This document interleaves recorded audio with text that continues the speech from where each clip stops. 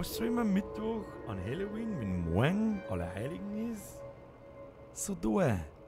Außer mit die Late-Night-Streams anfangen.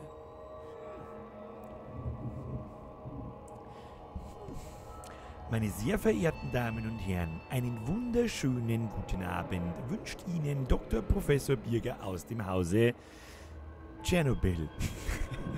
Mr. Arizona, Frau Jasmin, der Sanitäter, der Louis, der Secret, Seric Games, Verzeihung, der Bavarian Hunter, der Flo, Nessie, Leni, der Girgel, alle sind am Start. Ich bin gespannt, wie viele Leute das da haben, wenn wir mir um halb 11 auf die Nacht zum Streamen anfangen. Die Live-Musik ist auch da. Habe die Ehre miteinander. So. Ja, was soll ich sagen? Ich weiß nicht, wer von euch schon mal bei den Late-Night-Streams letztes Jahr im Winter dabei war. Ich war dabei.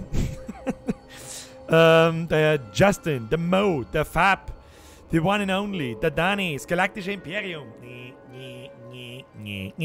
Der Smurf ist auch da, habe die Ehre. Der Justin, der Sanitäter, haben wir schon gehört. Der Alex, ihr seid schwab zu sein. Heute werden wir wahrscheinlich auf die Nacht zu dieser späten Stunde noch nicht so viel Leute sein, wie wir das normal sind. Und mit der, was, mit der nicht gerissen? Saustall, wo? Du hast noch gar nichts geschrieben. Herr Seppmeier. Nessie war dabei. Ja. Der Sapphire, habe ich ihre Bürgergeschichte aus Oberösterreich. Schöne Grüße aus Niederbayern. Der Brei Tom, der Darth Talion ist auch da. Bürger im Habe die Ehre, uns gibt's was zum Verschenken. Ja, und wer verschenkt ist wahrscheinlich ich. Gratuliere.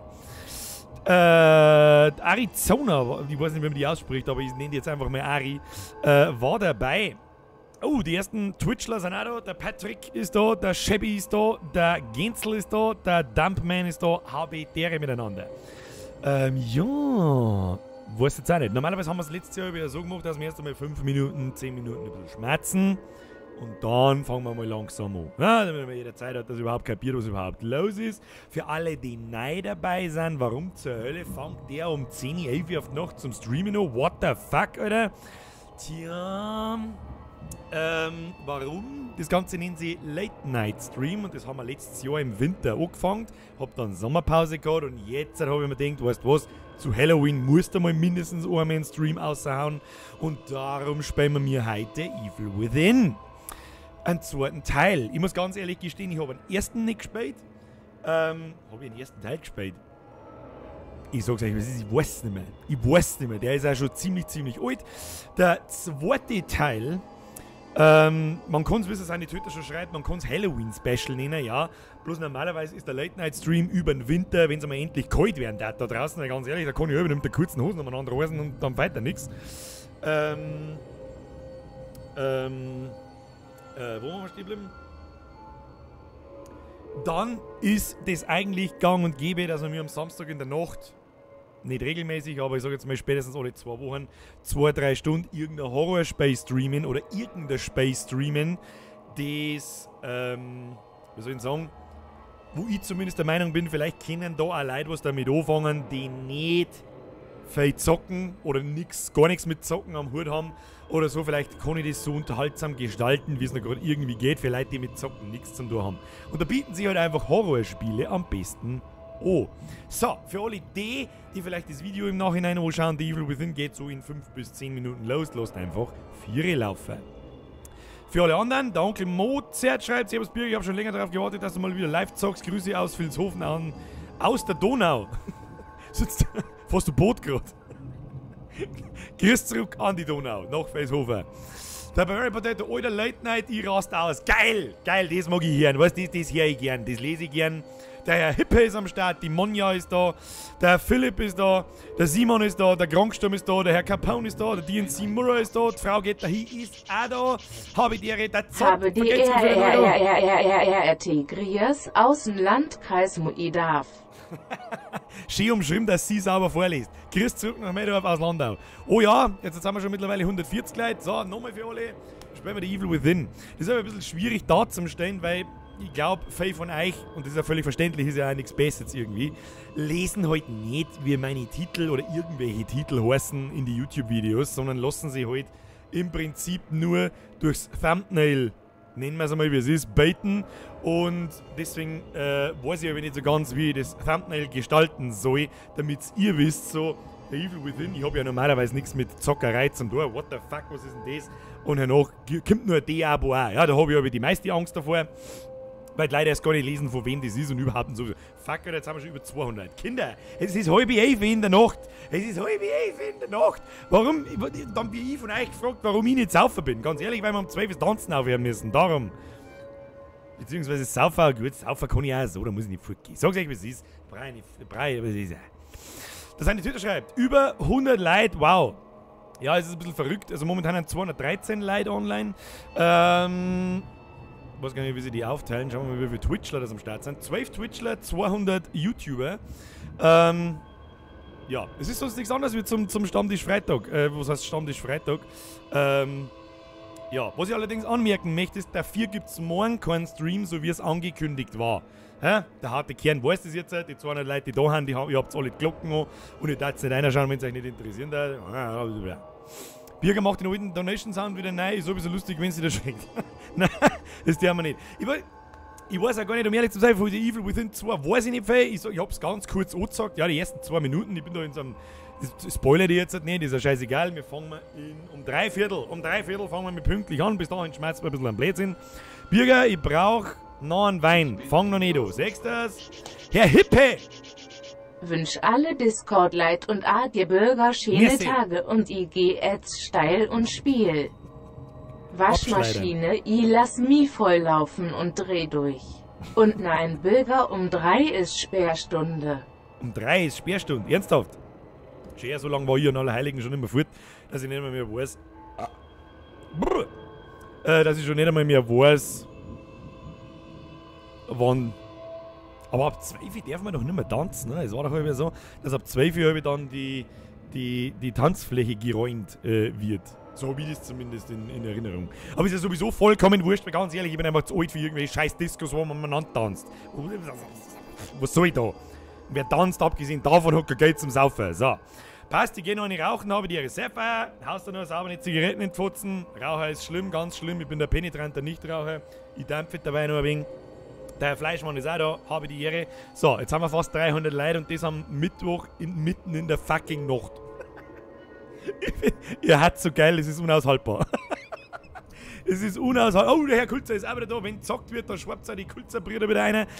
Special Greets an den Herrn Kulzer. Ab jetzt müsst ihr euch auf Twitch zusammenreißen, auch wenn es bloß zu 15 oder so seid. Jetzt haben wir einen Mod da, der hier die fetten Schellen austeilt, wenn da nicht gesputet wird. Ja, erst einmal habe ich die Ehre an alle, die gerade einschalten. Ich bin's, der Birger. Wer hätte das gedacht? Muss ich wahrscheinlich dazu sagen, weil viele wahrscheinlich jetzt gerade nicht kapieren, was gerade los ist.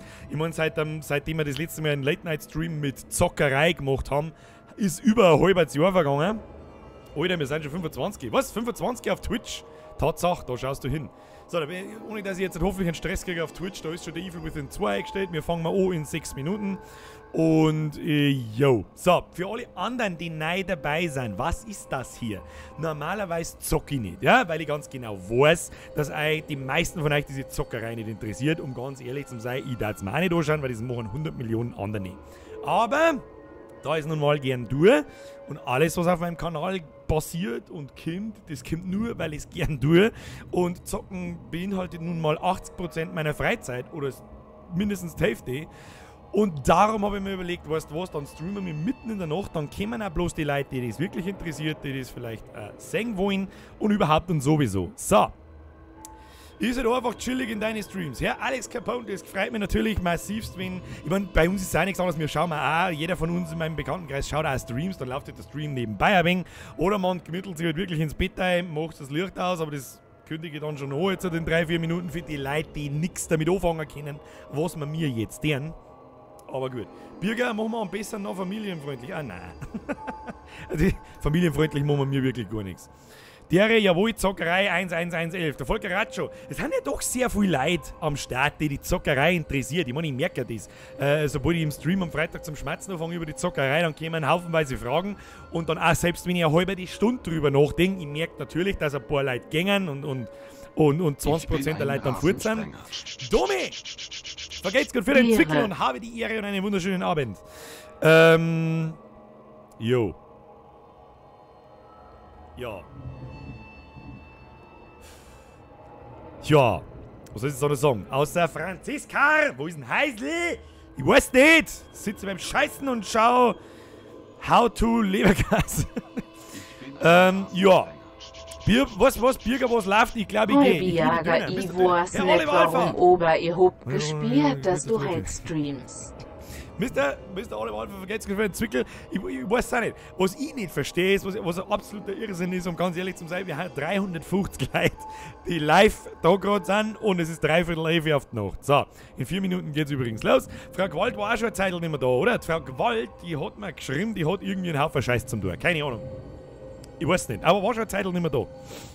Aber sie ist immer vorher oder nachher da. In die Streams zumindest. Und kommentieren tut sie auch fleißig in die Videos, wie so viele andere von euch. Am Sonntag kommt übrigens ein neues Video. Es ist auch schon fertig. Ich verrate aber nicht was. Außer wir brauchen vielleicht einen Platzhalter heute. Und ja, also mal schauen. Also, The Evil Within. Was gibt es zum Erklären zu The Evil Within? Ich kann nicht recht viel erklären. Es geht um einen Vater irgendwie, der Frau und Kind verliert und dann irgendwie in ziemlich psychopathischen Albträumen gefangen ist und da ziemlich viele Arten von Horror verbaut sind in The Evil Within 2. Ich habe mir da heute nochmal Tests angeschaut und so weiter. Ich habe es noch nicht gespielt. Ich habe es auch noch nichts angeschaut. Ich kenne nichts von dem Spiel, außer halt das Gameplay an sich und so. Ja, dann müssen wir schauen, wie das ist. Ich habe keine Ahnung, wie es ist. Wenn es geil ist, spielen wir es durch. Wenn es ein Dreck ist, spielen wir das nächste Mal Alien Isolation. So. Die schwer Gebildeten unter euch wissen wahrscheinlich, ich habe Alien Isolations schon einmal durchgespielt. Das ist allerdings 4 Jahre her. Daher weiß ich da auch nichts mehr davon, weil dazwischen liegen auch ungefähr 400 Reich und deswegen kann man das schon machen, glaube ich. Ja, und ansonsten haben wir noch Visage. Schauen wir mal. Aber so ist nicht wichtig, heute geht es um The Evil Within. So, wir haben noch 2 Minuten. Jetzt macht es hier mal langsam fertig. Und am besten da die vorschlagen, Ton laut. Ich hoffe, es hat eine geile Story. Ja, ich mag unterhalten werden. Ihr merkt schon, ich bin halt auch nicht weil es spät ist und weil mich sonst, weiß ich nicht, die Frau wahrscheinlich vermöbeln darf. Das ist wurscht. Ich rede nicht deswegen so leise und langsam und ein bisschen ruhiger, als das normal der Fall ist, sondern weil das halt, glaube ich, einfach besser zu... Keine Ahnung, weil das einfach, der Late-Night-Stream ist einfach ein bisschen was gemütliches als das am Freitagnachmittag. Ja? So. So viele Leute fragen mich, was hältst du von Halloween, Ich sag's euch ganz ehrlich, Halloween ist mir scheißegal. Es ist mir scheißegal. Es ist ähnlich wie der Fasching. Man kann sie... Mr. Dom! Ich bin ein Rasen. Habe den Cha-Cha-Cha. War schon fast da, Schui hat ins Bett, das ihn nur mal auf seinem Tier geschaut hat. Schui hat wie okay... Was? Okay, auf seine Leberkasse mit da. Dann zündst du mir sauber nicht. Vergelt's für den Euro, vergelt's für den Zwickel. So. So, jetzt steht's einmal auf, geht's einmal in Ruhe zum Lichtschalter, schalt's euren Lichtschalter aus, wo auch immer ihr gerade seid, ob ihr euch ganz klassisch wie früher ins Bett einlegt, mit dem Handy zuschaut. Mr. Hippe, wenn ihr auf Discord nicht... Wenn ich auf Discord nicht IP Band wäre, dann hätte ich noch kurz reingeschaut. Herr Hippe, darum werde ich mich kümmern, wenn der Stream vorbei ist. Ich wünsche euch alle nur das Beste. Darum werde ich mich kümmern, wenn der Stream vorbei ist. Versprochen, Mr. Hippe.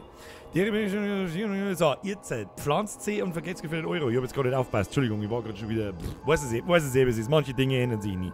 So, der YN braucht mehr Met. Met hätte ich jetzt auch gerne, um ehrlich zu sein. Aber, weiß es eh, saufen und streamen, das ist einfach nichts. So, Licht aus, unter die Bettdecke, also ganz klassisch wie früher, wenn man ein Buch gelesen hat mit der Taschenlampe. Ich weiß schon, wer liest Bücher, ich auch nicht, aber ist ja scheißegal. Und dann ist alles finster, tonlaut, am besten Kopfhörer auf, was weiß ich. Und dann geht's eigentlich auch schon los. So, dann mache ich jetzt einmal mein Licht aus. Ihr habt auch noch schnell Zeit, Licht auszumachen. Währenddessen haben wir 400 Leute um 11 Uhr auf die Nacht. Ihr habt alle am Vollschlag und dann geht's gleich los. So. Ja, also ich mache das Licht aus, so ist es nicht. Ich bin ein Rasensprenger. Bilder, kannst da Frau Kulzer Song, das ist unglaublich gern hob. Liegt grad neben mir und schaut mit Merci dir. Frau Kulzer, ich hab gehört, dass einer der Herr Kulzer recht gern mag. Also so relativ so, ja. Also wenn's jetzt hergehst und ich darf ihn fragen, So, wie magst denn du eigentlich die Frau Kulzer? Gut? Nicht so oder geht so? Dann darf er, glaube ich, echt gut sagen. Grüße an die Kulzers, die immer fleißig zuschauen und herzliches Dankeschön. So, das Smurfin kannst du ja mal bitte... stimmt, der Herr Smurfin kann sich auch darum kümmern, dass der Herr Hippe von der Bannliste runterkommt. So, meine sehr verehrten Damen und Herren, jetzt ist hier Achterbahn, wir machen den ganzen Scheiß da zu und schalten wir um, da wo wir hinschalten wollen, nämlich hierhin. So, machen wir jetzt die Kacke da mal auf. Ah, das ist schon wieder so kreislig, so kreislige Hintergrundmusik, die schon die ganze Zeit läuft, ich weiß. So, ich hoffe, ihr hört mir einigermaßen von da, ich muss wieder ein bisschen auf Zeiten.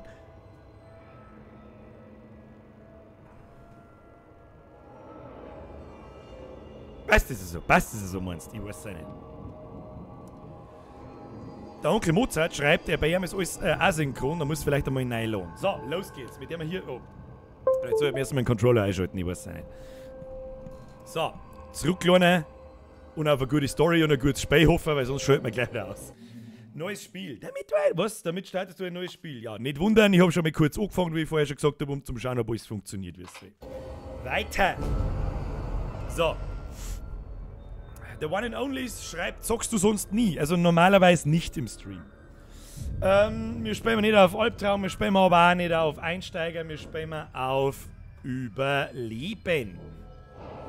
So, wer mir jetzt gleich verflucht, weil ich die Zielhilfe einschalte, der muss wissen, dass ich, wie soll ich sagen, nennen wir es mal Hardcore-PC-Spieler bin und dieses Gamepad, ich glaube, 5 Minuten in meinem Leben in der Hand gehabt habe. Darum, und ich mag mit dem Gamepad spielen, weil ich mich gemütlich zurückladen mag, schalten wir mir die Zielhilfe aus. Wenn die beschissen ist, dann schalten wir es halt wieder aus. Ei, wollte ich eigentlich sagen. So. So, Kinder. Der Flo schreibt, ob ich einen Flo einmal grüßen kann. Ich glaube, das kann ich, aber jetzt müssen wir uns aufs Spiel konzentrieren. Augen hierhin, los geht's.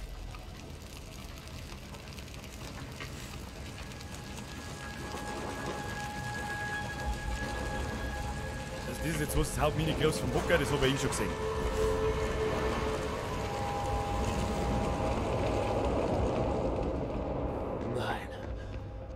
Nein! Nein, das kann nicht sein! Das kann nicht sein! Was übrigens ein bisschen seltsam ist, wir sind mal der Sebastian. Nicht der Sebastian oder der Sebritzklenev oder sonst wer, sondern wir sind mal der Sebastian.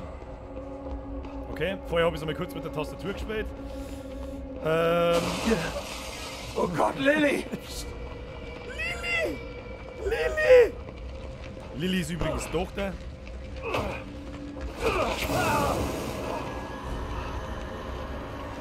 Schaut auf alle Fälle nicht gut aus. Die Bude, wir hatten da wieder die Bude abgefackelt. Was zu enden, gute Partys enden so. Gute Hauspartys. Schauen dann so aus. Ist der Ton in Ordnung? Was sagt ihr zum Ton? Weil das sind 400 Lilly, Leute, hier. hat so Wo bist du? Oh Gott, ist sie etwa oben?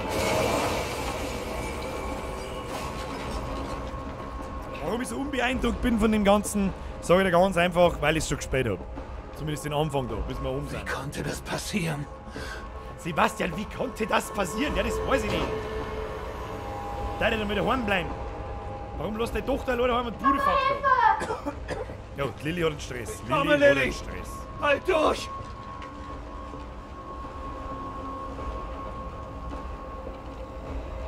Ist schon ein ganz Ich bin hier, seltsamer Lilly. Brand. Ich bin hier! Ganz ein seltsamer Brand ist das. Da wo immer ein Weg frei ist, dass wir da hinkommen, wo wir hin. Lilly! Komm jetzt raus! Lilly! Wo bist du? Ich bin's! Papa ist hier! Du hast mich im Stich gelassen, Papa. Das fängt schon wieder super an.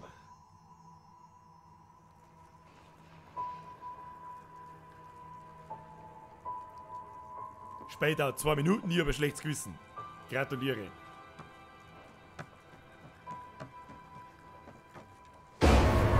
Lilly! Nein! Du hast mich nicht gerettet.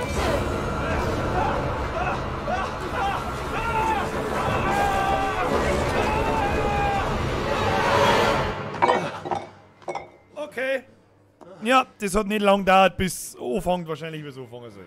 Hey, da sitzt ein Man in Black an der Bar.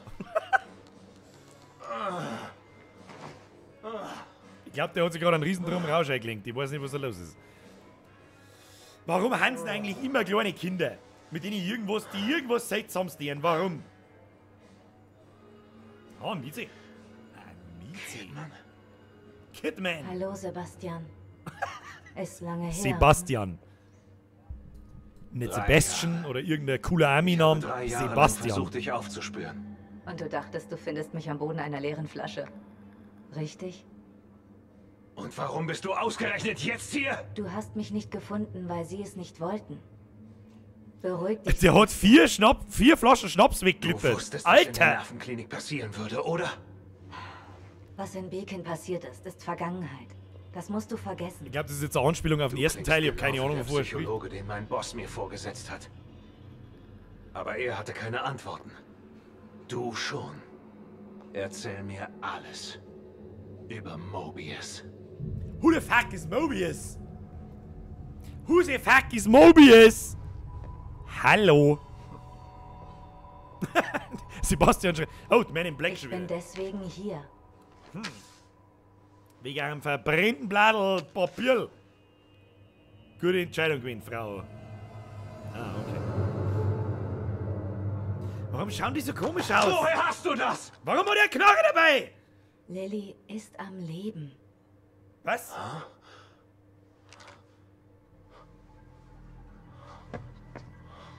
Wir drammen doch schon wieder. Lilly ist Wir tot. drammen doch schon wieder. Ich habe den Bericht gelesen. Ich war auf ihrer Beerdigung. Wir können die Geschichte umschreiben. Ein Tod zu inszenieren ist ein Kinderspiel. Warum sollte ich mich endlich zeigen, nur um dich zu belügen? Lilly lebt. Und sie ist bei uns. Aber sie ist in Gefahr. Du musst uns helfen, sie zu retten. Ja, aber du hast doch gerade gesagt, die ist bei euch. Was muss ich da... Was? Was habt ihr mit ihr gemacht? Also wir suchen mal quasi unsere Tochter. Nehmt eure verdammten Oh, Finger du bist weg. Smith. Sebastian, ich hab... Druck ab! Na, ist schon wieder gut. Oh Gott, die kreislige Resident Evil Spritzen. Ich hatte gehofft, du würdest freiwillig mitkommen. Aber wir haben keine Zeit für diesen Quatsch. Wir brauchen dich. Lilly braucht dich. Die Men in Black haben sehr interessant. Ich hoffe, dass man den ersten, wie soll ich sagen, den ersten Teil nicht gespielt haben muss, damit man einigermaßen kapiert, was da los ist. Aber anscheinend auch irgendeine Psychopathenkacke. Du Sebastian, bist wach. du bist Gut. wach. Das ist gut. Ja, super. Wo sind wir? Also die deutsche Synchro ist bis jetzt so der mehr so irgendwas zwischen Das mittelmäßig ist und eine Käse. unserer Einrichtungen. Das ist also dieses allmächtige Mobius. Sei vorsichtig, was du sagst. Du weißt nicht, wie mächtig die sind. Klar. So mächtig, dass sie einen abgewrackten Ex-Cop entführen, um Ich ihm bin zu ein helfen. Rasensprenger. Zumindest ist Mr. der Max, Humor vergesst noch- gut für Endlich den wieder Zwickel. zur Schluss mit dem Streamzeit, Scheiß. grinsendes Wo ist Gesicht mit Lilly? großen Sei das Wort. Augen habe dritt. Habe Alle dreht. Antworten liegen genau hier. Da hast du vollkommen recht.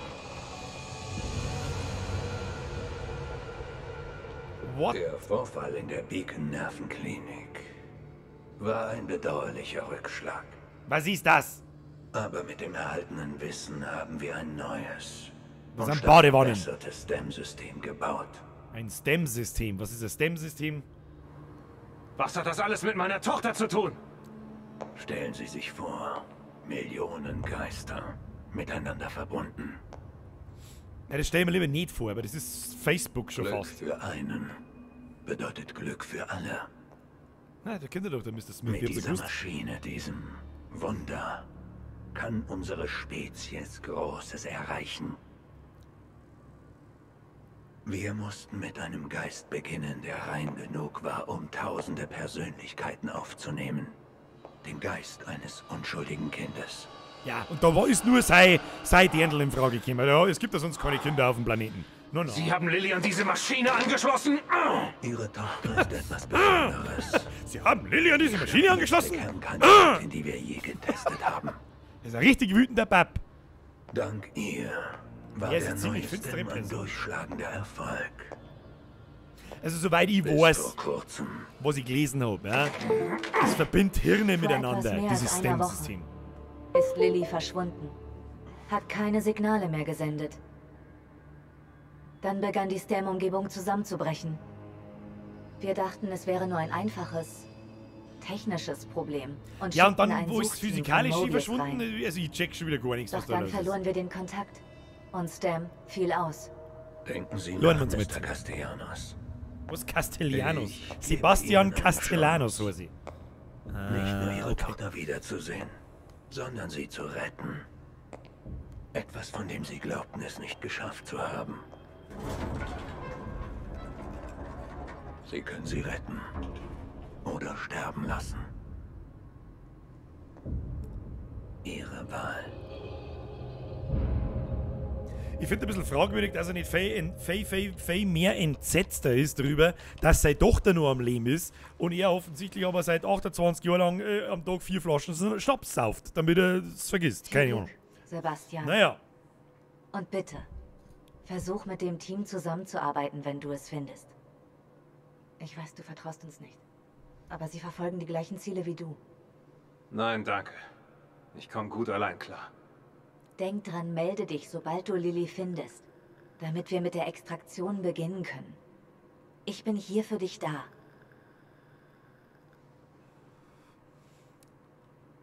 Der Darth Alien.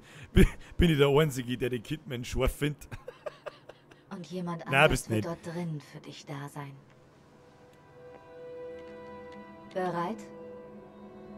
Wer wird für mich da drin? Also wir wären jetzt quasi in sowas wie eine Art Matrix eingezogen. Habe ich das Gefühl. Er ist so ein bisschen der Typ aus Half-Life 2. Wie hat er einen geheißen? Der ich weiß nicht mehr. Sei vorsichtig. Schande mit über dem mein Haupt, Bereich. ich weiß nicht mehr. Da nicht Wir Mr. verlassen uns X. auf dich.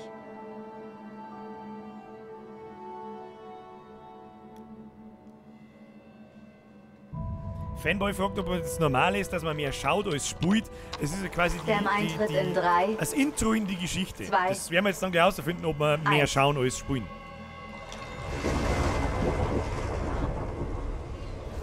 Jetzt wird das Boot runtergespart, oder? Aber ja, gut. Das ist nett gemacht. Nett. Erinnert ein bisschen an Assassin's Creed mit dem Animus. Erinnert ein bisschen an Matrix natürlich.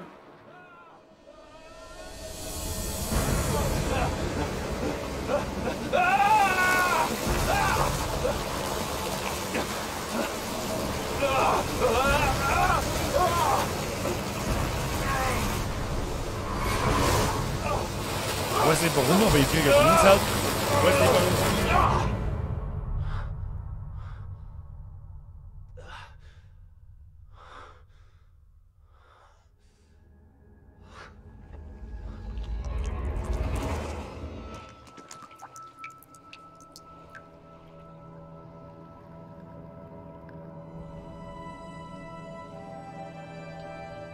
Ich weiß nicht warum, aber ich habe eine Gänsehaut. Ich weiß nicht warum.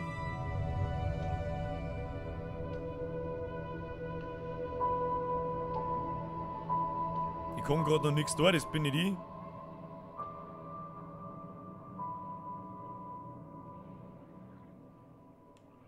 Ist das jetzt Ist alles? das? Wo bin ich? Was? Ich bin ein Rasensprenger. Mr. Oliver! Einen Tod zu inszenieren ist für uns ein Kinderspiel. Lilly, 5, wo es wie ihr Armer spült. Ja, Lilly hat's fett drauf. Ich weiß, es ist schwer, Myra, aber sie ist fort. Die Frau heißt von ihm Unsere übrigens dann Kleine Myra. ist fort. Nein, das werde ich niemals akzeptieren. Wenn du mir nicht helfen willst, finde ich die Wahrheit alleine heraus. Was geht hier nur vor sich? Detective, wir haben eine Meldung. Denken Sie, wird schon aufhören mit dem Scheiß, wieder von hinten irgendein Mist daherkommt?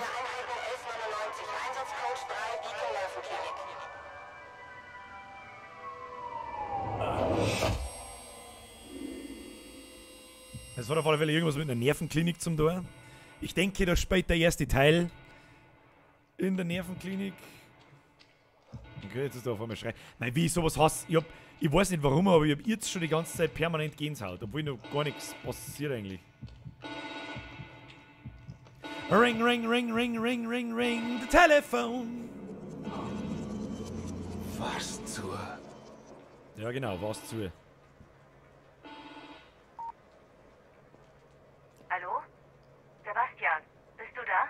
Sebastian. Was? Reiß dich zusammen, Sebastian.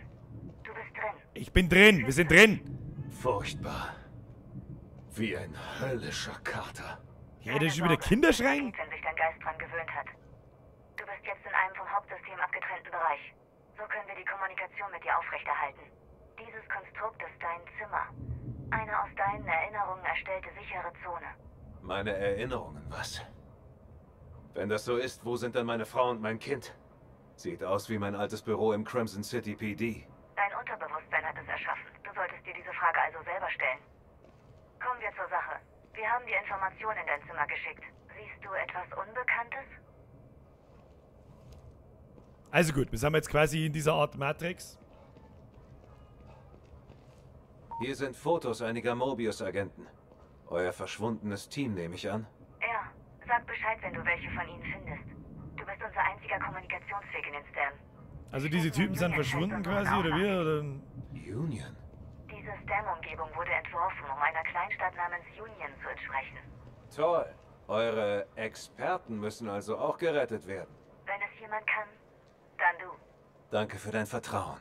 Aber ich bin nur hier, um Lilly zu finden. Es gibt noch weitere Informationen. Schau sie dir an, bevor du gehst. Da sitzt der Mieze.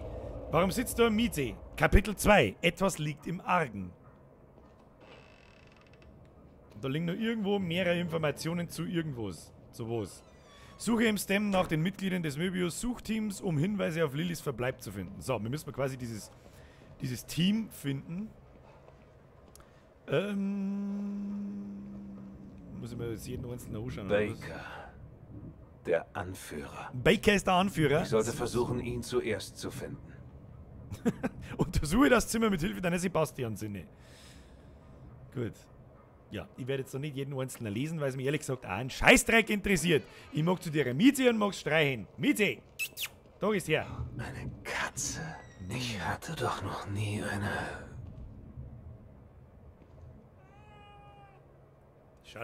Die schaut aber nicht so nett aus. Warum hatten die so verdammte rote Augen? Kann man das etwas sagen? Mieze, wenn ich jetzt diesen Umschlag da nehme, dann tust du nix, ist das klar?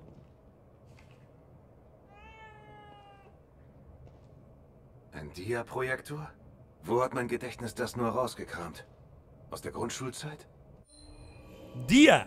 Als Relikt aus der Zeit von vor den Handykameras sind dies hauptsächlich in den Häusern oder in menschenstaubigen Boxen bei Immobilienverkäufern zu finden. Sie können mit dem Dia-Projektor in Sebastians Zimmer angesehen werden. Okay. Das wären wir doch einmal direkt da. Was darf man aber auch sonst jetzt? Wenn er schon so da... Oh, jetzt ist Katz davon gelaufen. Oh, das ist aber eine schöne Wand. Und jetzt halt... Ah, das sind quasi Dias aus meiner Erinnerung. Kidman, bist du da? Immer. Du hättest mir nichts von Lilly Immer. erzählt, wenn deine blöde Maschine nicht ausgefallen wäre. Ich hätte den Rest meines Lebens um sie getrauert und dir wäre es egal gewesen. Wäre es nicht. Aber ich konnte nichts sagen. Sie hätten mich umgebracht. Ich weiß nicht, ob ich dir glauben kann. Warum sollte ich darüber lügen? Manipulation. Damit ich mich wie ein braver kleiner Soldat benehme. Du hast mich schon einmal angelogen. Unsere ganze Freundschaft war eine Lüge. Okay, verstehe. Du wirst mich erst verstehen, wenn auch du deine Familie verlierst. Ich hatte nie eine Familie. Nur zwei Menschen, die mich in die Welt gesetzt und wie eine Würde behandelt haben, statt wie eine Tochter. Es ist besser, geliebt und die Liebe verloren zu haben? Willst du das damit sagen? Das ist mir, der redet mir zwei. Kinder, der redet mir zwei. Punkt für dich. Scheiß auf die, was tut die Mieze da? Mieze, was liegt da am Boden? Mieze, hast du ein paar Tabletten gefunden, oder was? Her damit. Was ist das? Grünes Gel. Was auch immer, scheiß verdammtes grünes Gel dazu. Es ist ekelhaft und kommt für gewöhnlich von toten Gegnern. Aber wenn du es sammelst, kannst du damit deine Fertigkeiten verbessern. Warum?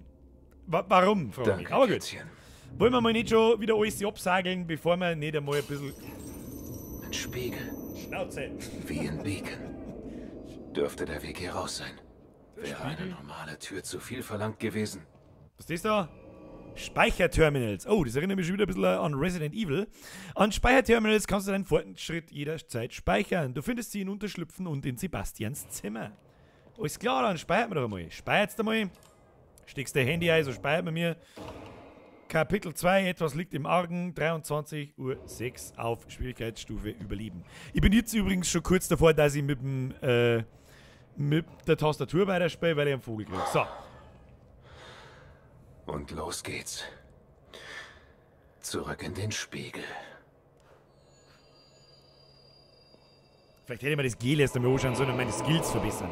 Aber scheiß auf Skill! Wenn du in Deckung bist, drücke RB. Ja, ganz diese tollen Tipps immer, die 2 Zeilen lang haben, aber man kann sie lesen, weil der Computer zu schnell ist. First World Problems. Oh nein! Oh nein. Lilly, was ist los?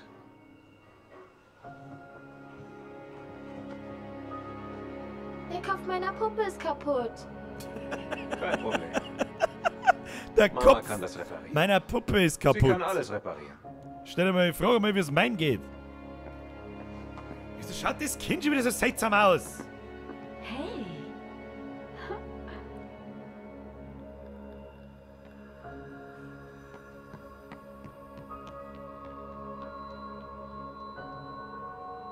Sebastian? Ich find's so strange, dass der Alles in Sebastian heißt. Also nicht, dass er heute nicht Englisch Ich habe eine pronounced wunderbare wird. Ja? Familie. Dass er nicht Sebastian heißt. Eine unglaublich kluge und schöne Frau. Warum sollte nicht alles in Ordnung sein? Komm her, Myra. Ganz ehrlich, wer redet denn so mit seiner Alten? Du arbeitest zu viel. Du bist ja ganz durcheinander. Meine Rede, wer zu viel Bist du sicher, arbeitet, dass du ist dir nichts permanent eingefangen durcheinander. hast? Oder? War ich gefangen?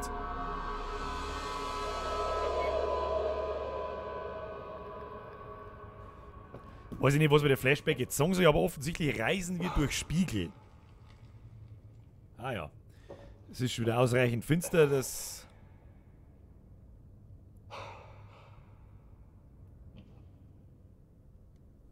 Ist das der richtige Ort? Frag doch mich nicht. Was weißt denn ich? Oh Gott. Oh Gott, das schaut schon wieder so geschissen finster aus, dass wir eigentlich schon wieder gelangt, um ganz ehrlich zu sein. Aber schauen wir mal. So, jetzt probieren wir das mal mit dem Gamepad. Wenn es nicht gescheit hier hat, dann spielen wir mit der Tastatur, hilft eh nicht. Dann triff ich wenigstens was. Was zum... Ja, ich hab so den Eindruck, ich werde halt nur ein paar Mal öfter was zum sagen. Okay, wir haben eine Ausdauerleiste, links oben. Wir haben eine Taschenlampen, auch ganz wichtig.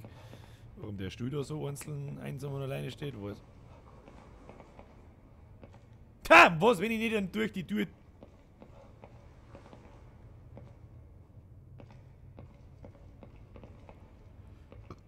Okay, diese Türe, da steht William Baker. Ich weiß nicht, was das soll, aber...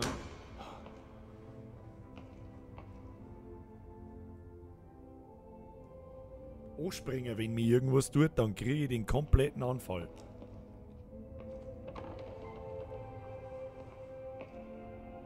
Okay. Brauchen wir Taschenlampen? Ja, ich glaube schon. Oh, kann man nicht hin.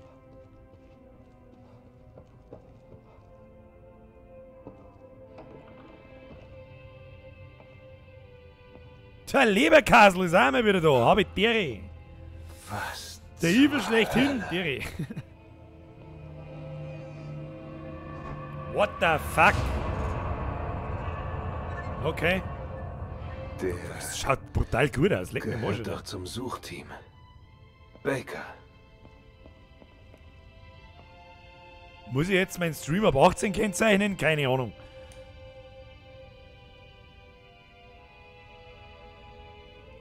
Ich drücke auf A. Untersuch es. Tu es. Okay. Er hat auf alle Fälle eine Kugel in den Schädel gekriegt. Das schaut so gut aus, wie ich es noch nie in einem Spiel gesehen habe, um ganz ehrlich zu sein. Wow. Aber von wem kriegt er die Kugel im Kopf? Ja, Alter, wir müssen es nicht nur in Nahaufnahme auch sehen. Also ich weiß auch nicht, was sie dir überdingen. Der Anführer des Teams. Eine Kugel. Direkt durch den Kopf. Okay, ha, direkt durch den Kopf. Allerdings bezweifelt ihr ein bisschen, dass da vorne dann so viel Blut rauskommt. Das ist ein bisschen Fehlblut, muss man auch dazu sagen. So, und was genau soll ich da jetzt? Was ist das? Die Kugel muss ja von da irgendwo kommen. Ne? So jetzt da? Wir wissen es nicht. Wir wissen es nicht. Schauen wir uns mal weiter um. Kommt denn die Muse her? Machen wir die Muse aus. Mach halt die Muse aus. Wieso geht denn das nicht? Weiß ich nicht. Verstehe nicht. Verstehe die Frage nicht. Oh, da steht schon wieder ein Mieze am Tisch. Mieze. Okay. Seltsame strange Battle an der Wind. Kenne ich doch auch irgendwo her. Warum ist jetzt der Ton aus? Warum ist da jetzt zu? Warum steht da überhaupt da ein Belichtungslicht? Das sind schon wieder jede Menge Fragen, Kinder. Jede Menge. Es wird schon wieder so seltsam finster, das mag ich nicht. Das mag ich nicht. Mag ich nicht. Was gibt's da? Gibt's da was? Gibt's da was? Da ist doch ein Tier dahinter. Es ist ein Blinder. Niemand heraus. Oder hinein. Schieben wir das auf Zeiten. Ich bin ein Rasensprenger. Mr. Max. Da bekommt Herr Lass Hirnregnen eine neue Bedeutung. Das ist korrekt. Lass Hirnregnen hat da eine völlig neue Bedeutung. Aber gut. So. Wir haben übrigens jetzt da erinnert, wo keiner ein- oder außer so hat. Das heißt, da ist irgendwo. Was ist das für eine Ortschaft? Ich weiß überhaupt nicht, wo ich hingehe, wo ich hin muss, was ich überhaupt tun muss. Keine Ahnung. Telefon, das schreckt mich nicht so. Freilich steht da Telefon, weil warum auch nicht?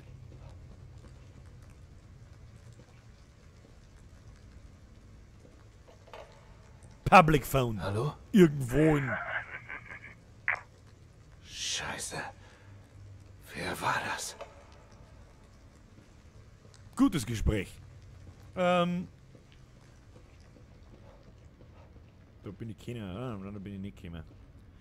Manuela Roberto. Da komme ich noch nicht rein, aber das ist wahrscheinlich auch so ein Teammitglied. Sprich, diese ganzen Teammitglieder sind wahrscheinlich da auf Türen verteilt. Was ist das da? Steht nichts. In der anderen Ausbeulung stehen Rosen. Da ist zu. Fralle ist da zu, alles andere nicht, da hat überhaupt keinen Sinn mehr. So, ich habe immer noch nicht so ganz gecheckt, wo wir da sind und warum und... Warum muss ich mich jetzt ducken? Ah ja.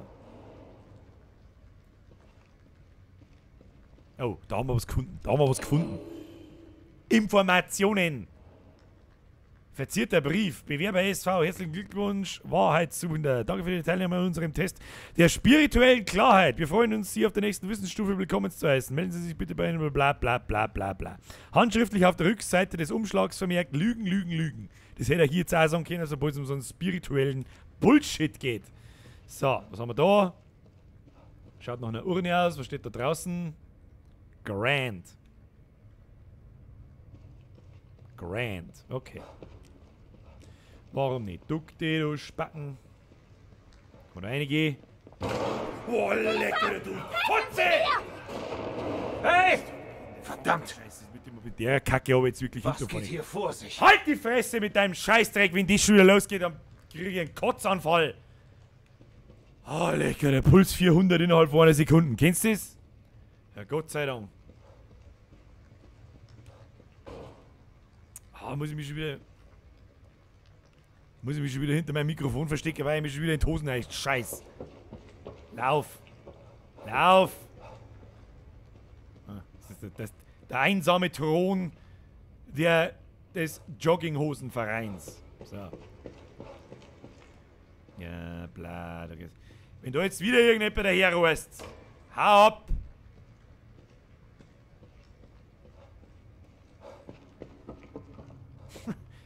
Ich weiß nicht warum, aber das schaut irgendwie so aus, als hätte als hätte dir seine Tage. Ja, egal.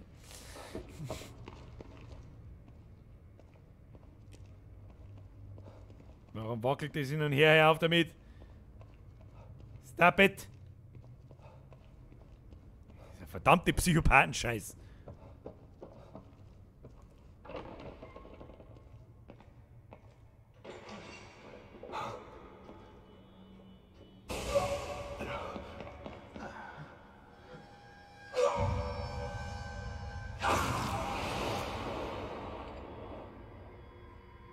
glaube, spektakulärer kann man keinen abstehen. Was war das? Scheiße. Oh Gott, sucht, fangt ihr, der sucht. Oh nein, nicht schon wieder Paranoia, ich mag schießen. In Deckung gehen und Deckung verlassen. RB halten, in Deckung gehen, wenn das Deckungssymbol erscheint. Das Deckungssymbol Abbildung 1 erscheint, wenn du dich vor einer gültigen Deckung befindest. Bewegung in Deckung, LS, ja, also ist gut.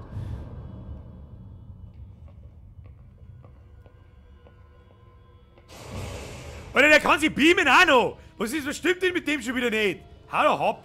Lass mich in Ruhe, ich mag gar nicht rausfinden, was passiert, wenn du mich findest. Ich mag's gar nicht rausfinden. Neu. Nö. Oh Gott.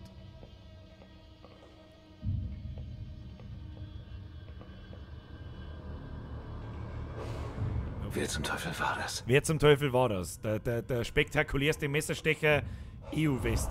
Wie der Anführer des Teams.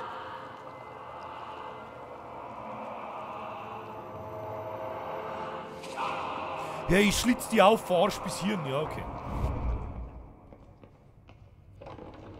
Ich weiß jetzt zwar nicht, ob das auch irgend so ein Mitglied war, nach dem wir mir eigentlich suchen, aber ist ja völlig Bananarama.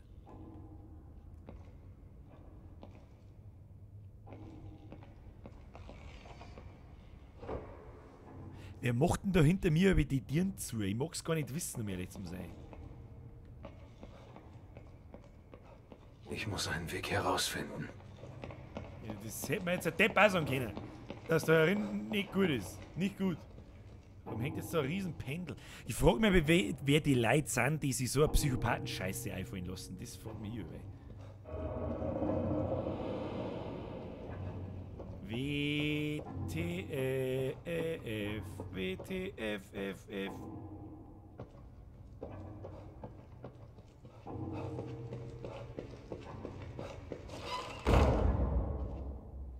Ich krieg jedes Mal Gänsehaut.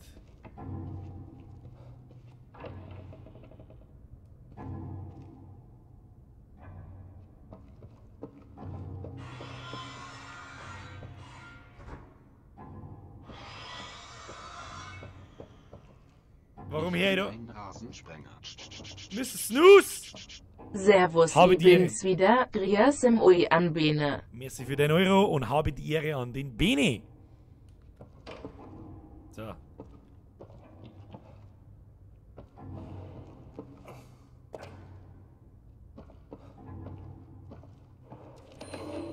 Information! Foto eines weiteren Opfers. Das Foto eines weiteren Mordopfers. Das ist eine Mobius-Uniform. Gut beleuchtet und scharf, sieht aus, als wäre ihm mit einer Waffe in den Kopf geschossen worden. Ja, das ist doch das, was wir vorher gerade gesehen haben. Und nie fragen, warum da ein Belichtungslicht steht. So. Der Michael Endl fragt mich, Xbox One Burger. Nein, PC. PC only. Wenn ihr bei mir seid. Ja, wow, tolle Wurst. Habe jetzt der. Warum hängt da überall dasselbe Beutel? Ah, leck mir Marsch. Warum muss er jetzt die Tür aufdrehen? Kann man das nicht langsam machen? Da waren wir schon überall. Da waren wir. Ah. Da hinten gibt es auch nichts Neues. Dann gehen wir auf. Ja, ganz toll. Ganz toll.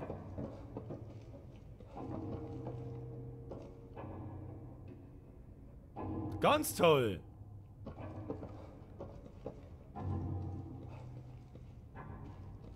Da liegen noch ein paar Kipf, weil es eh wurscht ist.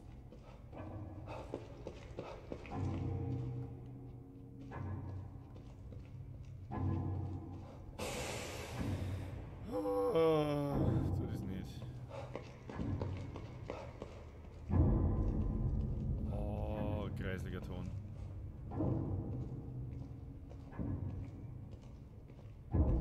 Ich stürm doch da jetzt nicht 4 wie ein Bläder, bin ich wahnsinnig. Ja, es wurscht ist. Was ist aber, was ist die? Also wenn das wirklich ein Konstrukt aus seinem Kopf ist, dann hat er wirklich ganz schön fake Suffer in seinem Leben.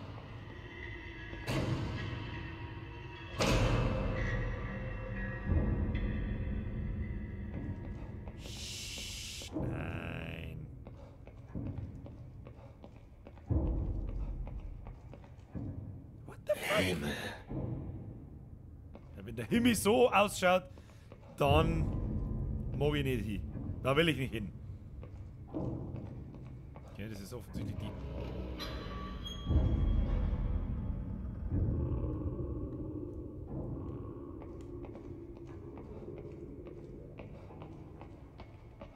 Was zur Hölle war das? Geh rein da. Geh einfach in den Lift, egal. Egal. Tu irgendwo, druck irgendwas, passt. Puh.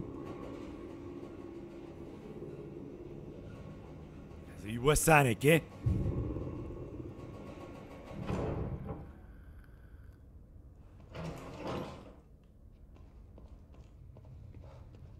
Aber nochmal, wenn das ist wirklich das Konstrukt, irgendein Käfig mit einer Blutläden davor. Ich bin ein Rasensprenger. Der Strahl! Das fängt So schon. geil, dass du einmal wieder an Late Night macht's.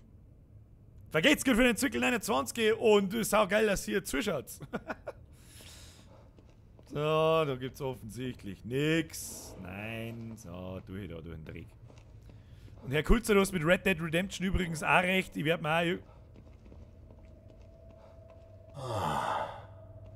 Ich kann gar nicht aufpassen, Entschuldigung. Mag ich da wirklich durchgehen? Mag ich da wirklich durchgehen? Ich glaub nicht. Ich bin ein Rasensprenger. Erst auf! Joko Littner! Vergesst gut, Grüezi 50. miteinander. Ich Grüezi verstehe nur Bahnhof und Grüße aus NRW. Ja, verstehe, dann, es tut mir leid, Grüße nach Nordrhein-Westfalen und willkommen in Bayern. Das war der einzige hochdeutsche Satz an diesem Abend. Ah, mag ich da wirklich durch? Ich mag da nicht, ich mag nicht! Spring mir doch was an! Jetzt, verzeih mir doch nix! Verzeih mir! Das wackelt schon hin! Oh, kann man da unter den Rock einschauen?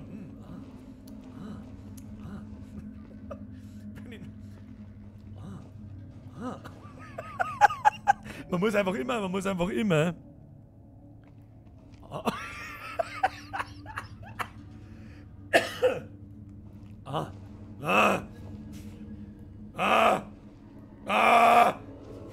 Das kriege ich zurück. Ich merk's. Ich spüre jetzt schon, wie ich die Aktion zurückkriege. Was ist denn da los? Da steht eine Kamera! Wem haben sie denn so ins Hirn geschissen? Also ganz.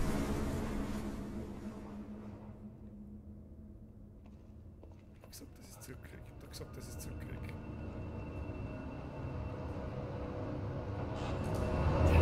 Mensch, ich hab's doch gewusst! Oh, Scheiße. Scheiße trifft's auf den Punkt, ja. Kann ich unterschreiben. So, links gibt's nix, rechts gibt's nix. Geradeaus ist ein Augen und Wind gemalt. Was soll ich machen? Ah ja. So, jetzt müssen wir ganz kurz was probieren, ob ich mich da ein bisschen gekonnter durch die Welt bewegen kann, wenn ich die Maus in die Hand nehme. Dann schaut das vielleicht ein bisschen geschmeidiger aus. Oh, da schau ich hin.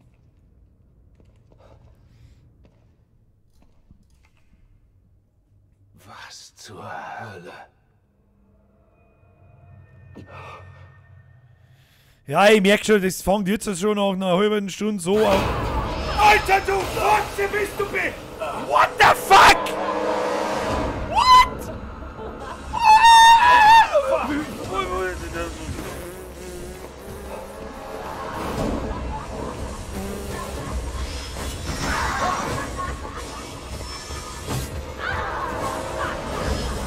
Was? Schnell mal! Alter, was? Lauf!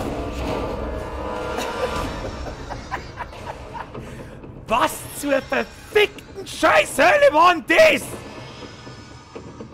Mist.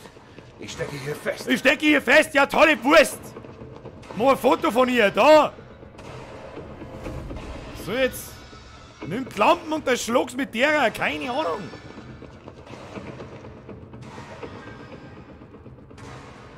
Oder auch nicht. Oder auch nicht. Heilige Scheiße. Heilige Scheiße, der war gut. Holy fuck. For fuck's sake, Alter. Was bist du? Was bist du? Und du hast 3 zerkipft. Weil der Motorsack nicht gelangt hat, hast der Kreissack, der so groß ist wie mein Auto. What the fuck? Puh, Alter, wenn das Vieh ist, das dich da verfolgt, dann sage ich, wow, Outlast ja noch harmlos. Gut, dass wir auf Tastatur umgeschaltet haben, weil sonst war ich wahrscheinlich Was zur Hölle ist das? erst mal eine Viertelstunde lang gegen die Wand gelaufen. Kruzifixe.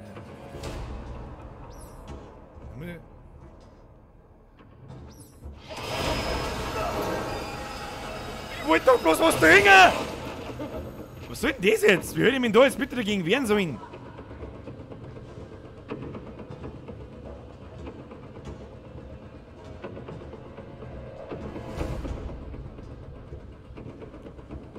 Jetzt haben wir übrigens beim interessanten Teil angekommen. Für die Leute, die normalerweise nichts mit Zocken zum tun haben.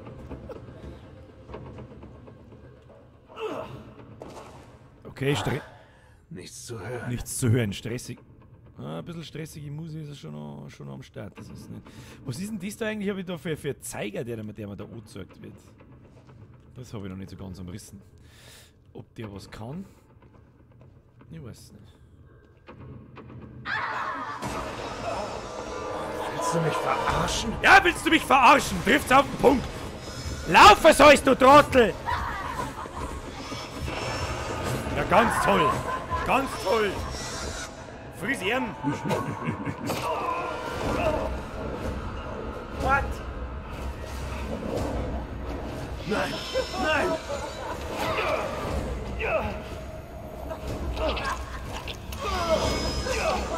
Hau das Messer in die Schelle, Pralle!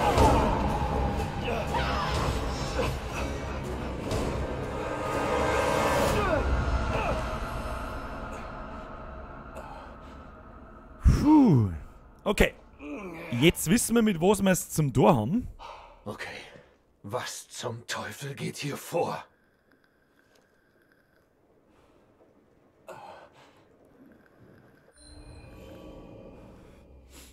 Automatische Gesundheitsregeneration. Wenn deine Gesundheit einen kritischen Zustand erreicht, färbt sich die Lebensanzeige, das ist das Ding links oben, rot. Solange die Lebensanzeige rot ist, regeneriert sich deine Gesundheit automatisch bis zu einem gewissen Punkt. Wenn du dich nicht bewegst, regeneriert sie sich schneller. Also suche bei kritischer Gesundheit einen sicheren Ort zum Verstecken und Erholen auf.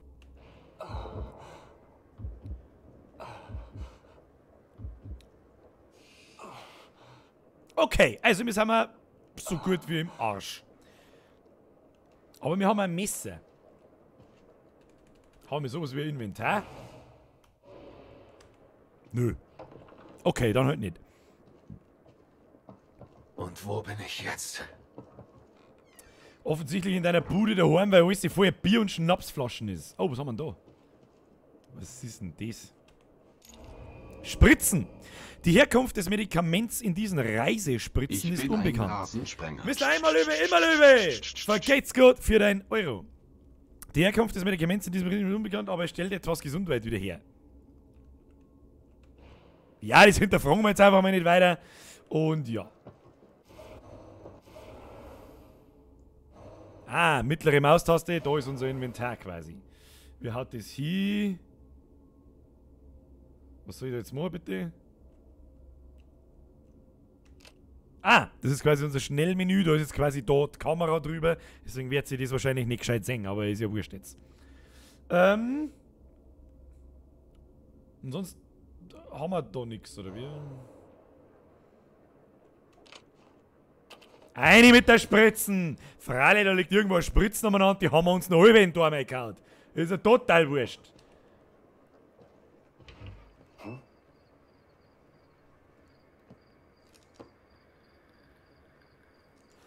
Jetzt wird die Sache interessanter. Das frage ich mich ehrlich gesagt auch. Allerdings bin ich mir nicht sicher, ob gegen dieses fette Riesenknädelviech Scheißpistolen irgendwas hilft. Vielleicht ist das der richtige Ort. Der richtige Ort von was? Wir wissen doch gar nicht, was wir da eigentlich deren. Lily, ich hoffe, du bist hier. Lily Maus! Dieses Foto, ich dachte, es wäre für immer im Feuer verloren gegangen. Ich weiß noch, als wir es geschossen hatten. Lillys Atem roch nach Zuckerwatte. Und Myra sah so schön aus wie nie zuvor. Er hat das schon ziemlich gern gehabt. Also da wird mir gerade quasi suggeriert von unserem Protagonisten, Kidman? das wird mir schon sehr einpresst, wie sehr er seine Tochter und seine Frau liebt. Keine Ahnung. Aber es war auf keinen Fall eine idyllische Kleinstadt. Irgendwas Furchtbares geht hier vor, Kidman. Kidman! Baker ist tot. Hier läuft ein Killer rum, der Dinge tun kann, die... Das ist wieder wie in Beacon. Er verzeiht von dem Typen, der sie Wohin beamen zum kann, Teufel hast du nachdem mich er an geschickt? dieser Fleischklopsviech, Rindkackknädelviech. Von hier draußen nichts. Baker führte das Team an. Wenn er tot ist, bedeutet das für die anderen nichts Gutes. Das erzählt er nicht. Schau dich weiter um. Je mehr Infos du sammelst, desto besser kann ich dir helfen. Infos! Klar. The Last Chance Pack. Du hast die folgenden Gegenstände aus dem The Last Chance Pack. Ja, das ist übrigens der DLC. Handfeuerwaffe mit Feuerstoß, 50 Schießpulver, 100 Waffenteile, ein hochwertiges Waffenteil, ein Erste-Hilfe-Kopf und 5 Kräuter. Will ich schon wieder mit Extras zugeschissen, bloß weil ich ein DLC habe. Alles klar. Handfeuerwaffe mit Feuerstoß. Diese Automatikpistole gibt einen hat zwar Kuppel rausgehauen, Verzeihung.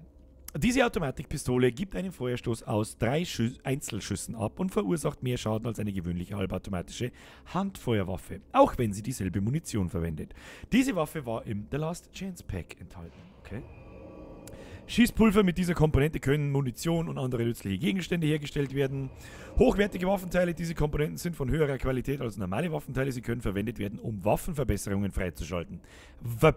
Waffen in seine Spiele haben immer geil, verbesserte Waffen sind noch besser. So, was haben wir noch? Waffenteile, das ist wahrscheinlich genau dasselbe, bloß ein bisschen schlechter. Erste-Hilfe-Koffer können aus Kräutern hergestellt werden. Das erinnert euch schon sehr so ein bisschen nach Resident Evil, so ein bisschen mit der Umbrella Corporation, so Kraut, gibt es natürlich auch in Resident Evil schon immer. Und ja, was? Maus 3 halten, Gegenstand aus Analmenü benutzen, habe ich jetzt gerade gelesen, aber das ist nicht so wichtig. So, was haben wir da? Waffentyp wechseln. R. Was nehmen wir da? Magazin 6, Reserve 0, maximal 20. Wir nehmen die normale Pistolen. Und die legen wir auf 1. Erste-Hilfe-Koffer legen wir auf 4 und 5. Und dann schauen wir mal weiter. So. Zielen, mit dem wir zielen. Pistolen her, zielen, der wir mit Ding. Ich muss sagen, es zirkt ein bisschen noch. Also es ist ein bisschen schwammig, V-Sync und so weiter, ist alles aus. Aber gut. Der Gamerstar fragt sich gerade, was ich alles lese. Das tue ich deswegen, weil sehr viele Leute, glaube ich... Sebastian. Das ist nur eine kleine, ruhige Stadt. Nur eine kleine, ruhige Stadt. Ja. Ja, so hat so den Eindruck gemacht, ja. Zu ruhig. Ich lese das deswegen, weil, glaube ich... Essen. Haut und Knochen. Essen. Hallo? Du musst essen. Hey! Du musst essen, Haut und mich Knochen, gehört du haben. musst essen, was? Ich schaue lieber mal nach. Der hat schon wieder so eine Dämonenstimme, dass ich schon nicht weiß, was ich da verhalten soll schon wieder.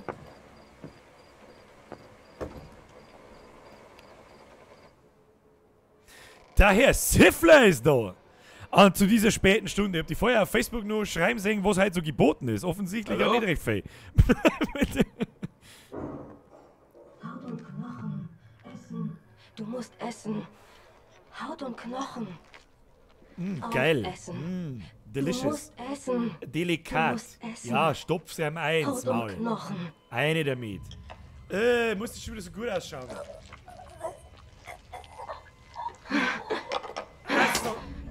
Sozial. Ich sagte, iss!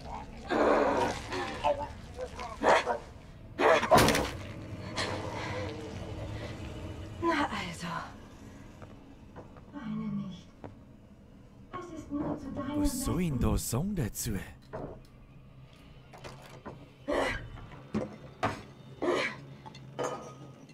Erinnert mich ein bisschen an Resident Evil 7. Was zum...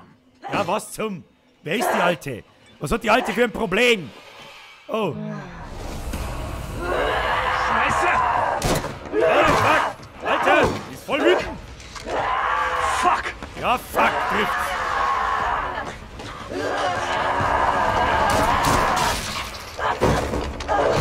Oh ja. Sauber ins Eckkind gewichst.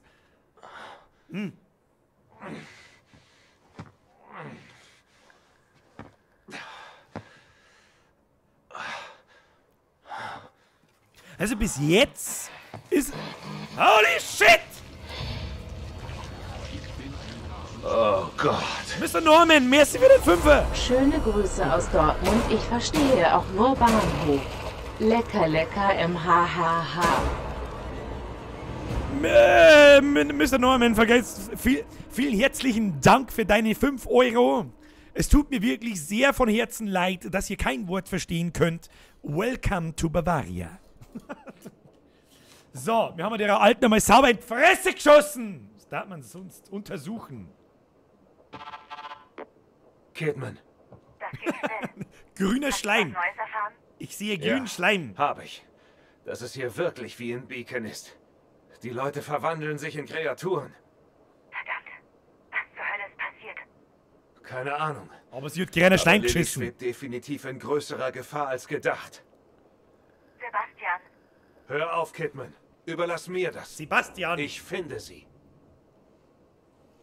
Holy shit, nimm mir lieber den grünen Schleim mit. Der hat noch nie geschaut, der grüne Schleim. Freilich, so jetzt dann einhauen. So, einschaufeln, bis du nicht mehr weißt, wo hinten vorne ist. Was ist jetzt mit dem Typen da drin? Wehe, der steht jetzt auch auf und flippt aus. Die Scheißsteuerung ist so kacke schwammig, das ist unfassbar. Ich glaube, wir müssen leider Gottes Grafik ein bisschen oberstellen. Stellen wir es einmal grundlegend auf Mittel. Achtung. Naja, ist immer noch kacke. Das Battle schaut genauso aus wie vorher. Ich weiß nicht, was ich da jetzt umgestellt habe.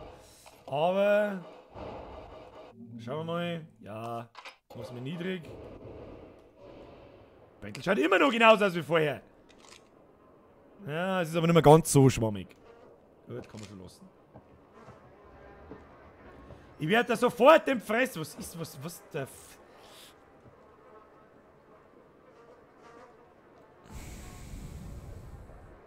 Da heißt es, beim Besuffern passiert nichts.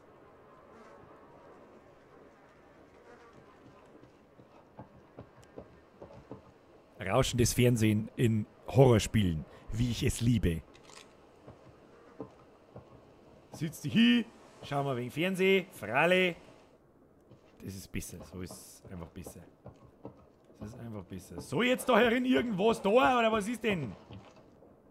Was tue ich eigentlich mit meinem Messer? Kann ich mein Messer irgendwas? Kann ich mit dem Messer Leid abstehen? Ich möchte doch Leid. Das hört sich wahrscheinlich ein bisschen suspekt, wenn ich in die Kamera schreie, ich möchte Leid abstehen. In der heutigen Zeit fragwürdig. Aber was ist nicht fragwürdig in der heutigen Zeit? So.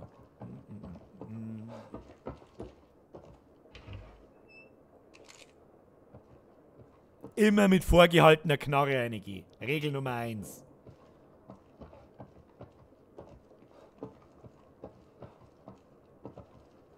Weiß ich nicht, warum ich da hinter den Stuhl schaue. Ich weiß es nicht.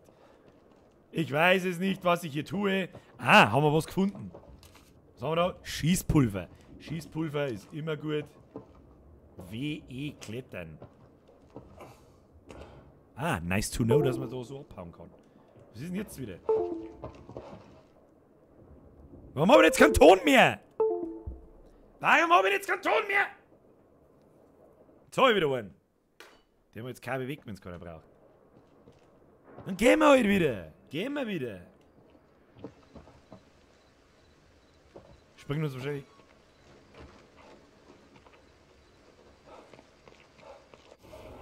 Ich hab doch irgendwo ein Messer. Kann mir mal irgendjemand sagen, der das Spiel schon mal gespielt hat, was man da tun kann mit dem Messer?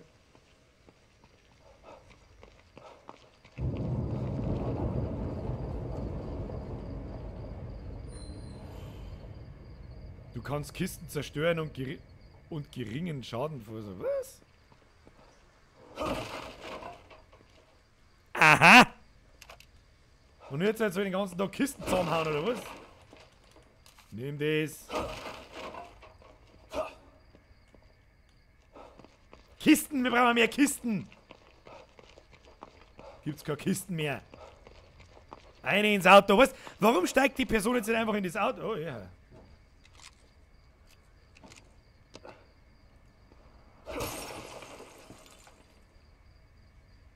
Fuck you, car! So. Ich hab absolut keine, haben wir mir Karten oder irgend sowas. Eine Karte, ich will doch nur eine Karte. Ah, Tab ist die Karte. Da gibt es ein sauberes Inventar. Da schau her. Warum kann denn das nicht immer jemand sagen? Und das Unterschlupf, Speicherpunkt, Spiegel, Kaffeemaschine. Das ist das Allerwichtigste. Scheiß auf den Speicherpunkt, habt ihr eine Kaffeemaschine. Da, der Gamerstar schreibt schon, ich darf einfach abhauen.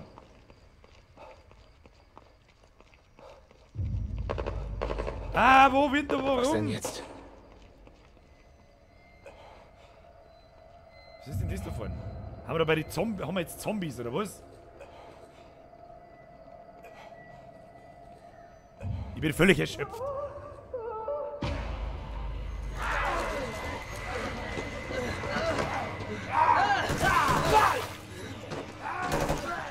O'Neill, Bewegung! Diese scheiß schlechte deutsche Synchro.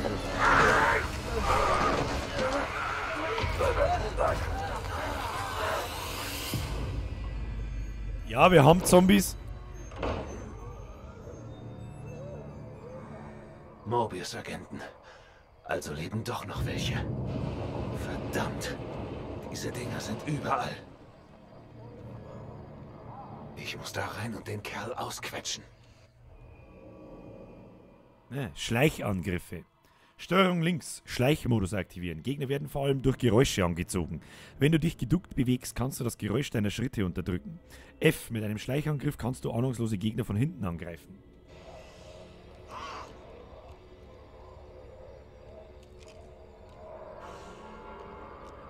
Vielleicht sollte man aber das Licht ausmachen.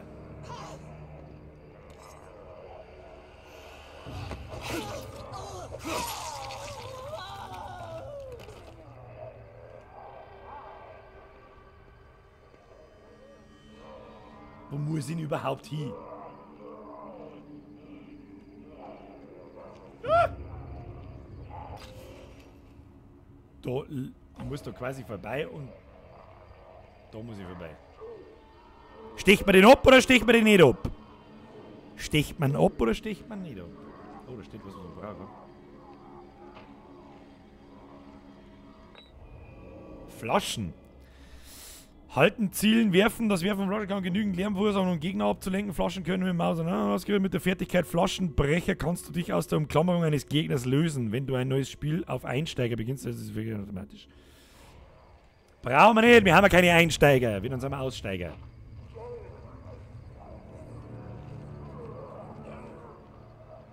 Von da hinten wird schon keiner kommen.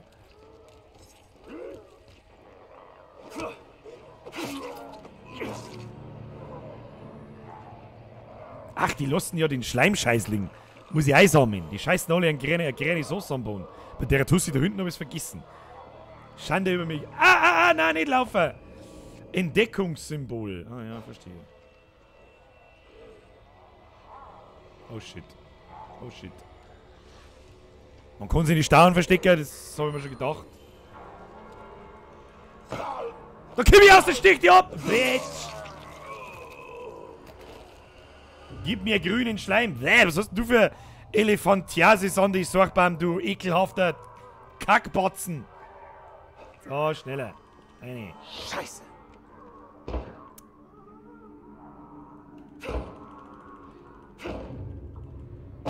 Ich wollte gerade sagen, warum war das klar, dass dazu ist? Warum? Oh, fuck. Es hättest aber ein Ding erkennen, du Vollidiot!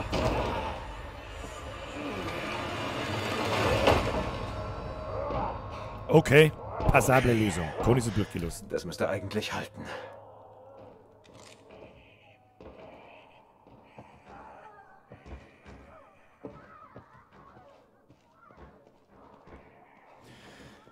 Tja, wenn ich aber, da ich jetzt einen Liter Spiritus saufe, dann hast du einen Rausch, nippelst kurz ab und dann ist nichts kaputt gegangen. Was habe ich jetzt? Irgendwas soll ich öffnen und nehmen? Ach, da oben drin, okay.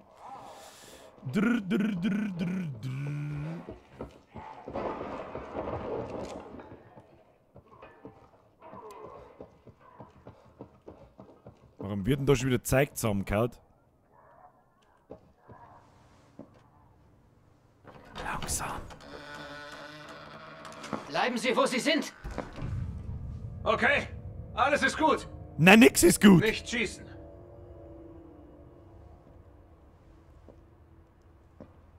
Ich tue Ihnen nichts. Sehen Sie?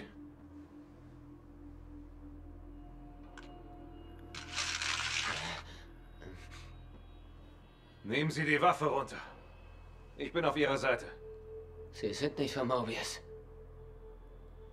Und Sie sind keines dieser Dinge, aber das heißt nicht, dass Sie auf meiner Seite sind. Richtig. Ich arbeite nicht für Mobius. Aber ich wurde von ihm. Wir haben doch in dieser Traumwelt. Was suchen da andere Personen, die er gar nicht kennt? Wozu die fähig sind? Verstehe nicht. Ja, habe ich. Zum Glück hat sich Ihr Partner bereitwillig geopfert, damit Sie entkommen konnten. Er war nicht mein Partner. Er gehörte zum Sicherheitsdienst in Union. Es war sein Job, mich zu beschützen. Und mein Job ist es, ein Hardware-Problem zu lösen. Zum Sterben werde ich hier nicht bezahlt. Ich bin kein Soldat. Ich bin nur ein Techniker. Das sehe ich. Halt! Oder ich schieße! Seine Waffe war gesichert. Ein Soldat hätte die Waffe entsichert. Noob! Ich sag doch, wir sind auf derselben Seite. Also nochmal von vorn. Ich bin Sebastian Castellanos. Sebastian Castellanos!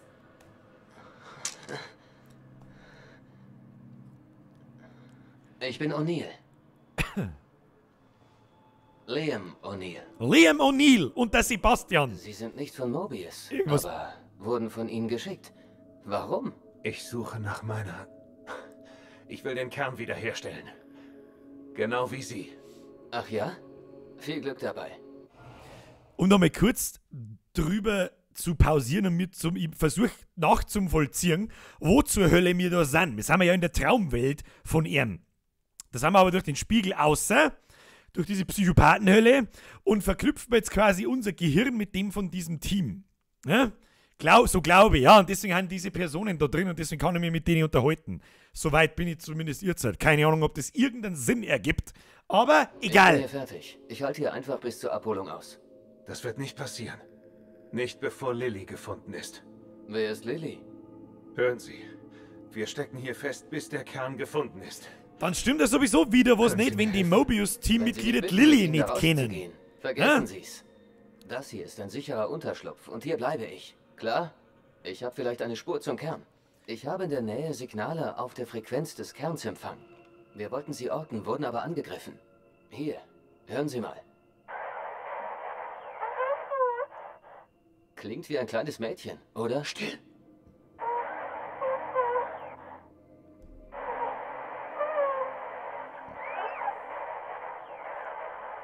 War sie das? Der Kern? Ich glaube schon. Aber ich habe hier schon alle möglichen seltsamen Signale empfangen.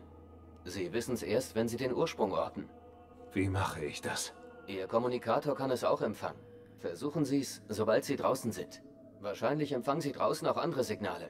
Könnte nicht schaden, Sie zu verfolgen, um Auf keinen Fall. Erst der Kern. Nur so kommen wir hier raus. Also gut. Verbinden wir unsere Kommunikatoren. So kann ich mich melden, wenn ich was finde.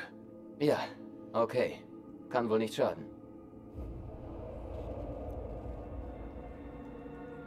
Sie stecken hier also schon seit einer Woche fest?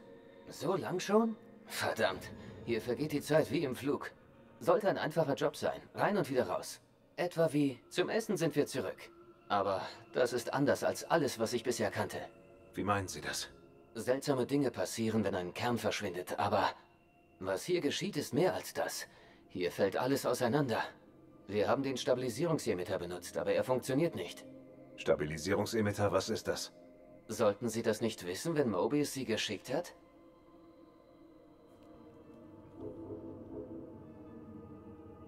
Diese Dinger sind ziemlich zäh. Man braucht viel Munition, um die abzuschütteln. Haben Sie hier auch was Stärkeres? Hier drin nicht, aber draußen könnten sie fündig werden. Der Ort Mehr sollte Waffen eigentlich sind mehr friedlich gut. sein, aber Mobius und Feuerkraft gehen Hand in Hand. Wissen Sie, wo ich was von dieser Feuerkraft finde? Da draußen herrscht das Chaos. Sie werden nicht einfach über einen Haufen Waffen stolpern. Aber ich habe draußen was Nützliches. Oder wie der einen Alotius gerade Transporter schreibt, gesehen. das ist die Ich Psychowelt markiere von die der Kleinen. Position. Das kann auch sein. Aber Vorsicht. Die ist ja quasi Da auch in ist dieser alles voll Maschine mit mit diesen drin. Dingern. Und diese ganzen Gehirne von den ganzen Leuten, die da hochgeschlossen sind, die verbinden sich irgendwie zu einem, so habe ich das verstanden. Und deswegen ist die Welt da so, wie es ist. Und deswegen kann ich mich mit dem unterhalten. Aber unser Ziel ist quasi jetzt speichern. Speichern.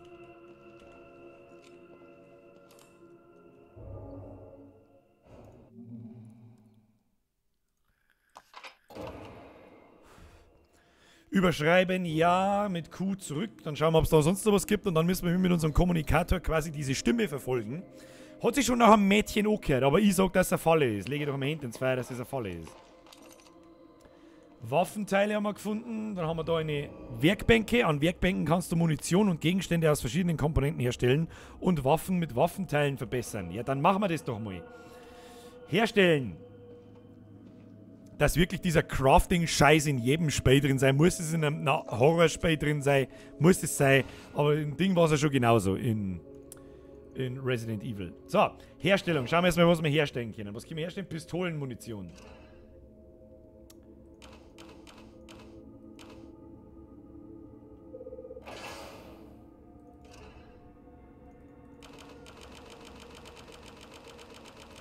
Muss ich da wirklich... Kann ich...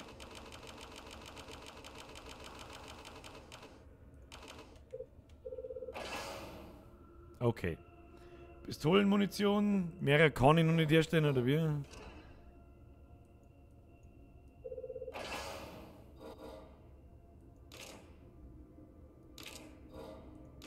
Okay, wenn es rot ist, kann ich es nicht herstellen, ist klar. Waffenverbesserung. Feuerkraft, Nachladezeit, Feuerrate, Magazingröße. 120%, wie viele Waffenteile haben wir? 110, das Ding kostet 90. Schaltet Stufe 2 Verbesserungen frei für Feuerkraft, Magazingröße und Dingsbums. Durch hochwertige Waffenteile. Die hochwertigen Waffenteile, die heben wir uns aber mal noch auf.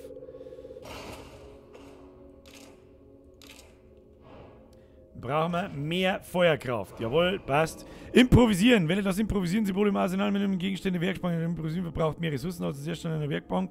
Und du kannst damit Waffen nicht verbessern. Improvisieren kann nicht als... Was?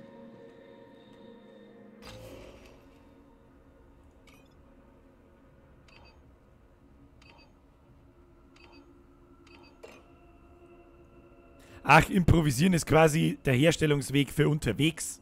Wenn ich gerade nicht an einer Werkbank bin, dann verbraucht das Ganze mehr Ressourcen. Schießpulver. Munition ist voll. Dann weiß ich mit Nachladen, du Spacken.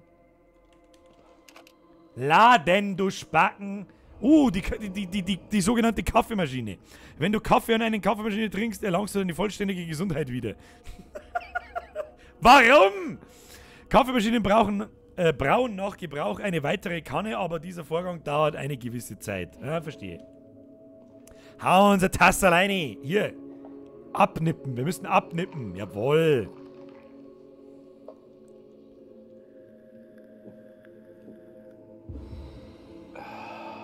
Haben wir wieder voll. Haben wir mir voll dabei. Das tut gut. Komm am PC was da? Nein. Nö, die Scheiße speichert man jetzt auch nochmal schnell.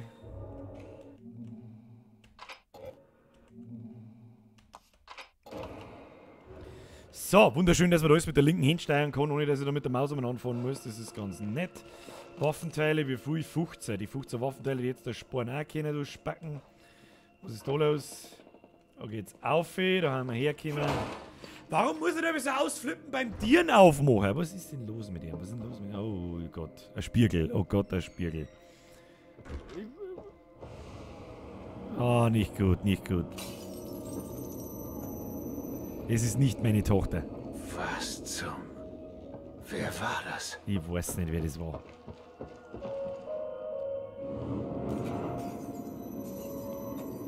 Wir werden nachgehen müssen, sonst wird nichts anderes übrig bleiben. Das habe ich noch nicht so ganz verstanden. Was hat der Spiegel für einen Sinn? Also ich verstehe natürlich, dass man da an den nächsten Ort kommt, aber wie, in welchen Ort? Was ist das für ein Ort? Warum, weshalb, wo? Ach, jetzt sind wir wieder in dieser Sicherheitszone, oder wie? Ist in dieser gedanklichen... Nicht schon wieder ein Rollstuhl, schon wieder Resident Evil Sim. Wenn jetzt wieder irgendein Psychopathen-Oma drin sitzt, die irgendeinen Scheiß macht, dann... Du bist... Ja, das war so klar. Ah, nicht gut. Hinsetzen! Wieso soll ich das tun? Aber es wird nichts helfen. Ja. Ja.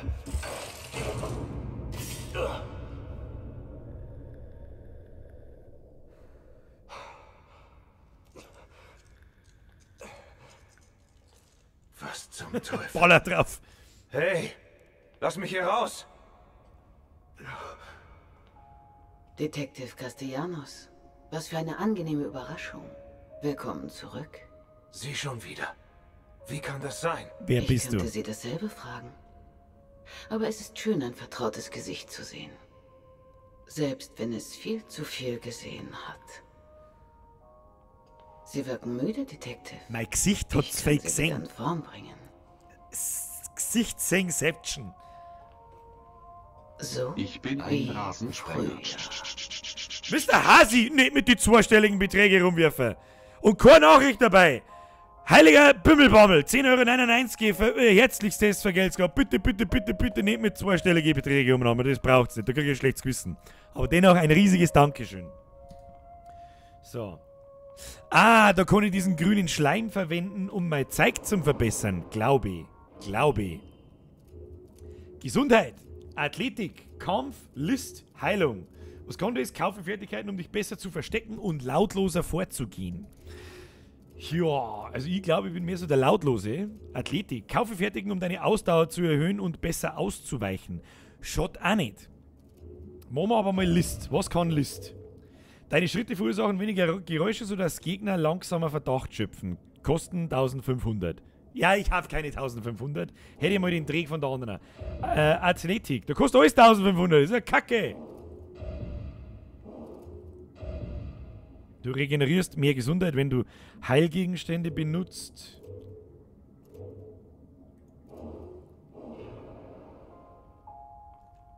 Ich verstehe nicht. Dieser Ort. Sie. Ja. Wie in Beacon.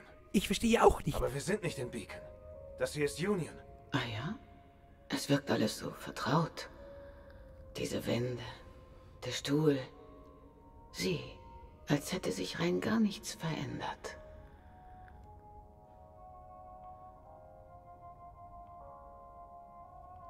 Ja, was soll jetzt da? Hab keine Punkte. Hab die so eine Blöd nicht aufgeglaubt. Ich hätte alle abstehen sollen. Ich sag's euch, was ist, ich hätte alle abstehen sollen. So, und jetzt. Oh, da ist Mizi wieder. Mizi! Oh, da ist schon wieder so ein geschissener Spiegel. Hau ab! Nein! Mizi! Mizi, tu was! Mizi! Die hat so kreislig rote Augen, das Mistviech. Egal.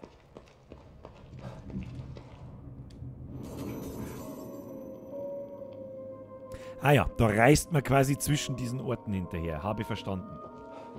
Die Frage ist, wie kann ich da jetzt aussehen? Haha, durch dir! Wer hätte das gedacht? Leise, mein Freund. Leise. Geh nach draußen und benutze den Kommunikator, um die Stimme des Mädchens aufzuspüren. Wir benutzen den scheiß Kommunikator. Kommunikator, Armbrustbolzen, Komponenten, wichtige Objekte, Daten nicht verfügbar. Informationen, verzierter Brief, Tutorials, Erinnerungsfragmente, Dias. Braucht alles kein Menschen. Ha? Okay. Okay. Mal sehen, ob ich dieses Signal finden kann. Ich bin ein Rasensprenger. Mr. Hasi! Schiene Griers aus Österreich, Bierkrüge. Da sag ich nur mal, vergelt's gut für dein Zückel 29 und Schiene Griers aus Niederbayern. An alle Lieblingsnachbarn.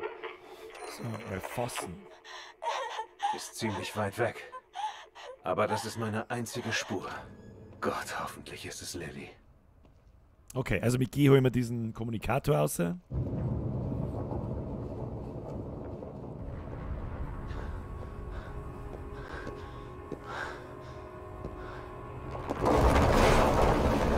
Das wiederum erinnert mich ein bisschen an Silent Hill. Eins, wohlgemerkt.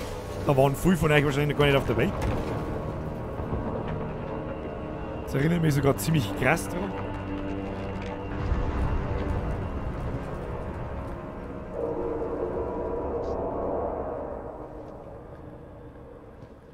Was zur Hölle? Wenn Union weiter so auseinanderfällt, gibt es bald nichts mehr zu suchen. Ich muss dieses Signal finden. Union ist quasi diese Matrix, oder wie verstehe ich das?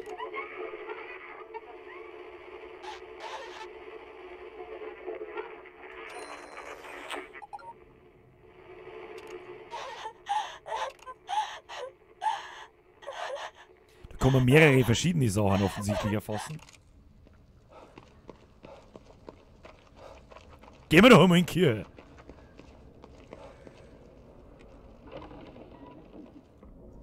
Bitte vergib mir meine Sünden. Ganz tolle Idee gewesen. Meine Sünden. Bin stolz auf mich. Vergib mir. Oh Herr, bitte. Ich weiß, ich habe gesündigt, aber nicht das. Bitte, vergib mir meine Sünden. Vergib mir. Oh Herr, bitte. Bitte vergib mir, was ich getan habe. Hallo? Bitte vergib mir. Alles in Ordnung? Das, wenn der Pfarrer einmal sagen hat, wenn es um kleine Kind... was? Hat er nicht gesagt. Hat er nicht gesagt.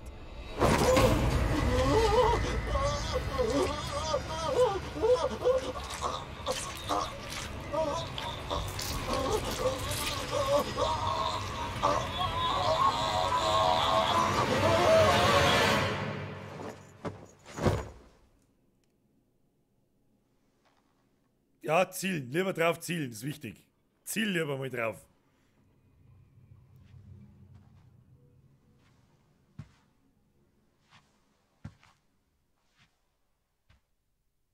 Nicht warten. Schießt lieber, sicherheitshalber, immer einmal in den Kopf rein. Immer. Ja, das war so klar. Fuck off. Oh, shit, fucking cow, Alter.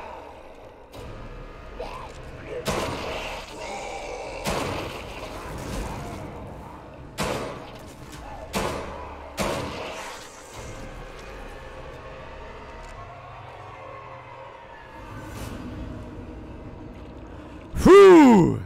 Mit dem Controller darf ich jetzt nochmal anschießen. Glaube ich. Fürchte.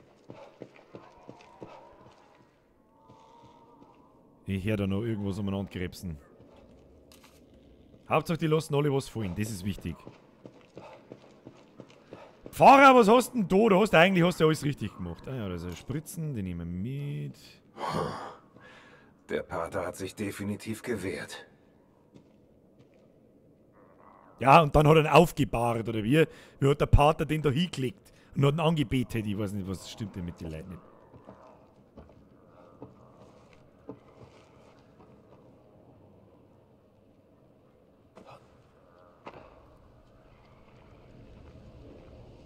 Also ich weiß nicht ganz, wo wir hin müssen, aber ich glaube, die Richtung stimmt schon so ungefähr.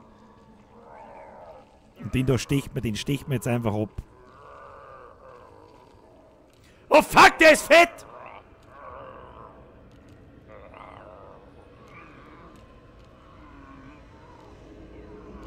Oh, bist du ekelhaft!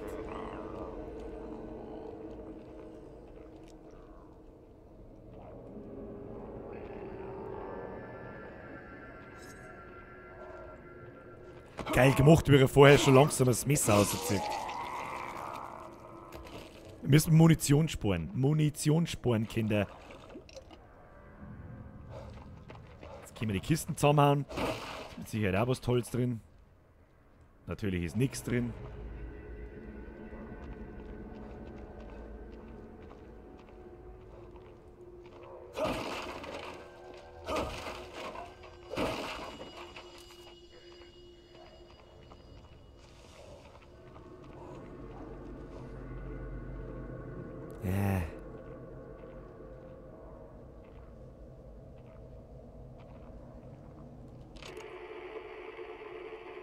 Müssen wir doch da ganz woanders hin. Mobius Transporter Hüter. Oh, da ist eine Armbrust. Die Armbrust ist leise. Armbrust ist gut. Sollen wir uns die Armbrust holen oder Totem Mobius Operative? Mobius Kommunikationsprotokoll Ersatzteile. Also wir müssen irgendwo da herum auf, da wo jetzt mein Mauszeiger ist, glaube ich. Also in diese Richtung, da ist wahrscheinlich das Signal. Aber wir holen uns diese Armbrust. Die Armbrust ist wichtig. Sehe ich schon, die Armbrust ist wichtig. What the fuck, bitch? Was muss ich tun? Was muss ich tun?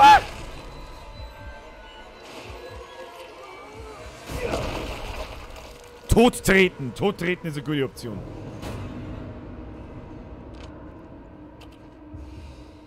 Alter, der erwischt die Art Zombie und du bist 3/4 hin. Bist du bescheuert? Also, Sprinten ist keine gute Idee in dem Spiel. Da oben ist auch wieder einer. Kurzer Blick auf die Karten. Falsche Richtung. Was hatten Sie da hinten dahinter? Ein Kopf.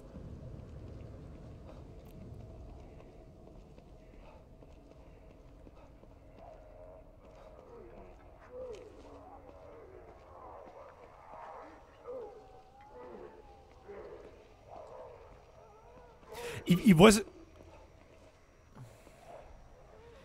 halt auch nicht so wirklich hundertprozentig, wie weit das die sehen können und so. Also jetzt müssen wir nach rechts. Da müssen wir hindrehen. Oh Gott. Wie soll man da vorbeikommen? Wie soll denn das gehen? Und die laufen vollkommen unkontrolliert irgendwo rum. Da hat eine Hacke in der Hand. Freilich haben die Zombies allein noch nicht gelangen haben. Freilich haben sie eine Hacke in der Hand.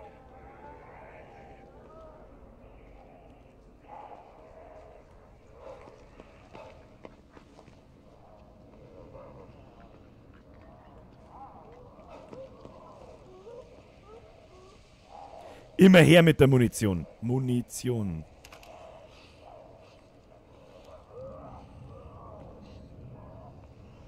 Immer langsam und leise.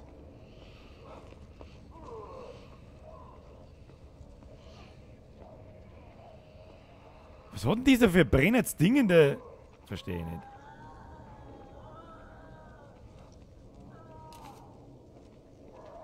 Schon ewig her, dass ich so eine hatte. Ha! Schon ewig her, dass ich so eine hatte. Her mit der Armbrust. Was in Gottes Namen ist das für Armbrust? Maus 1, 2... Was sollen? Loslassen, schießen, R-Bolzen-Typ wechseln. Schockbolzen. Habe ich überhaupt irgendwelche Bolzen? Um Gottes Willen, was passiert denn jetzt wieder?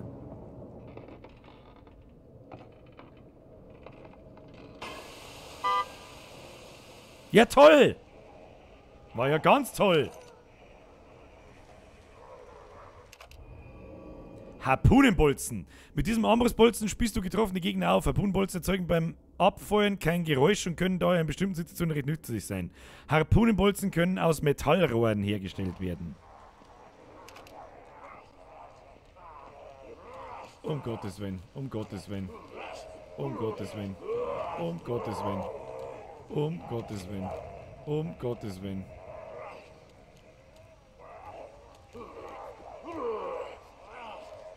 Wir wissen, wie wir die scheiß Armbrust erstmal ausrüsten.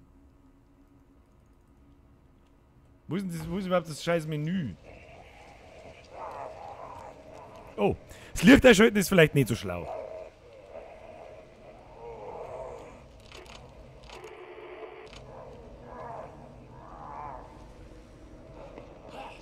Oh shit. Oh shit.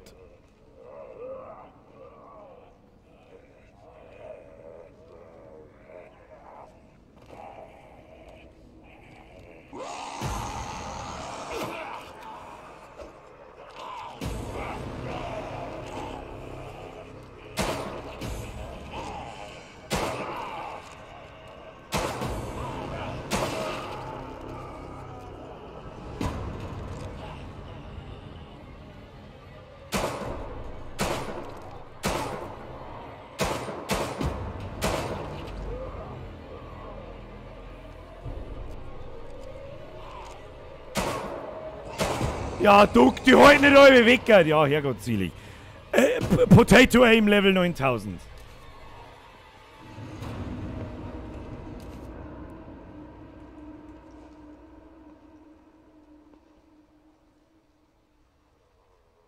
So, was mich jetzt so interessiert hat, ist, wie zu dieser verdammten Armbrust wechselt.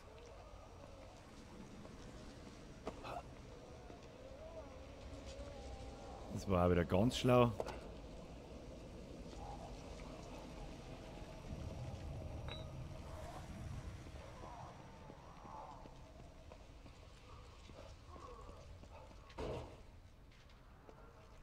Gut. Armbrust, schön und gut. Wir gehen einfach wieder zurück aus. So schaut's aus. Irgendjemand sägt mich so halber. Das ist mir jetzt wurscht. Das ist mir jetzt halt wurscht. Der Typ da gegenüber von mir ist offensichtlich blau. Ist doch nicht blind. Hat mit Eis, der ist doch nicht blind. Ich bin ein Rasensprenger. Ah, ne, ja. Mr. Eins, Mann! Chino Griers aus Österreich, strahlendes Gesicht mit lachenden Augen.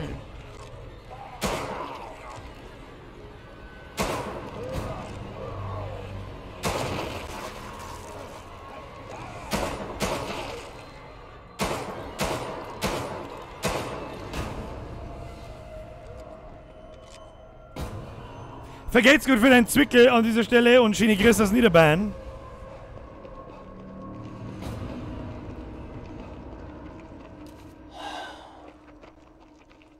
Ich hab schon gesehen, man muss da rabiater durch die Welt latschen. Und diese Schleicherei, die dauert bloß.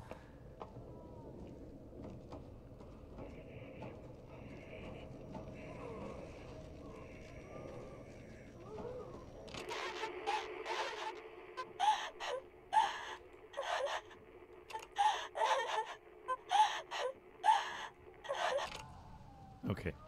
Das Mädchen hat offensichtlich Probleme. Rabiater durch die Welt. Los geht's. Ah ja.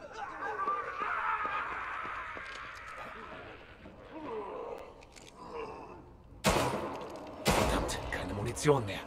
Oh!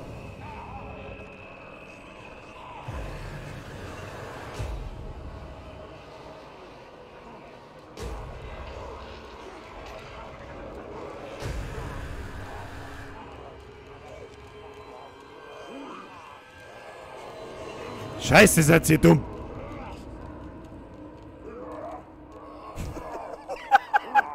Ich bin ein Rasensprenger. Mr. Nitro X! Oh Gott. Servus Pschena, Gruß aus Wallersdorf, Aus auf der Wallersdorf. Räume Zielwasser, wo dem Zwickel. Moi. D, hau eine, D. Ich hab das dumpfe Gefühl, dass ich jetzt sterben wird. Aber sagt es keinem.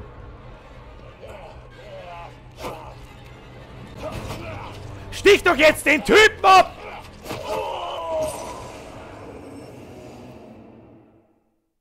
Hab schon gesehen, man kann doch nicht einfach rabiat reinlaufen. So, wenn ich das jetzt nochmal machen muss, dann muss ich sagen, was das für heute. Muss ich das nochmal machen? Wo bin ich denn? Oh Gott.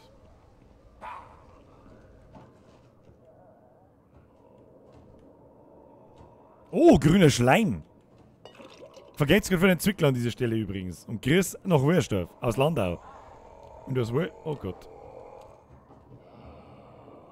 Wenn du aus Wurstorf bist, weißt du wahrscheinlich, wo Landau ist. Was hat der für ein Problem? Oh Gott.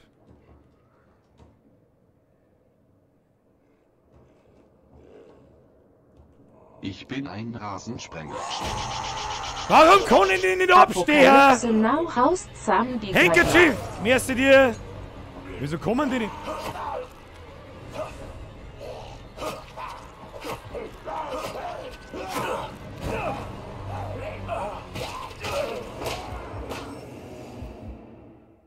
Also man stirbt extrem schnell. Das ist krass. Also du brauchst dich bloß zweimal hauen lassen, du bist tot. Ist ja aber an und für sich nicht schlecht. Ich möchte aber halt gern wissen, wie man die Leute aus der Deckung heraus überrascht und dann absticht. Das würde mich interessieren.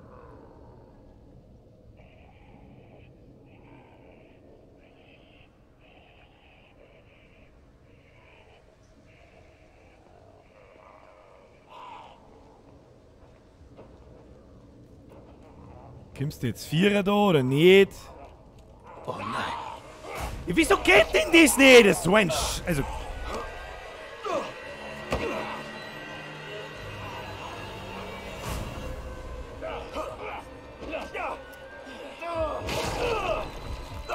Du stirbst sofort, wenn die einer erwischt. Wieso kannst du den nicht abstechen, wenn er an dir vorbeigeht und die noch nicht sieht? Also, keine Ahnung, die haben schon ziemlich, wie der Ricarda schreibt, die haben schon ziemlich aggro, die Typen, ja, das stimmt.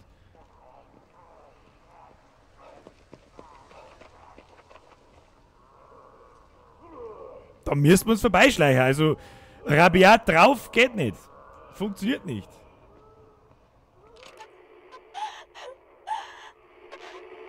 Dann lauft man mir vorbei, so schaut's aus.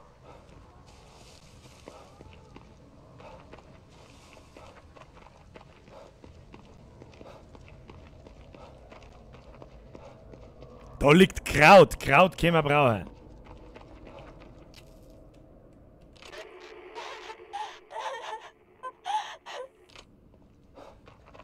Und weiter. Wir müssen zu dieser Mädchenstücke. Dingsbums.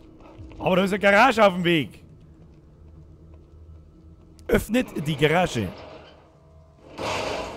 Ja, das war mit Sicherheit überhaupt nicht laut. Muss ich da oben bleiben oder was muss ich denn tun? Naja.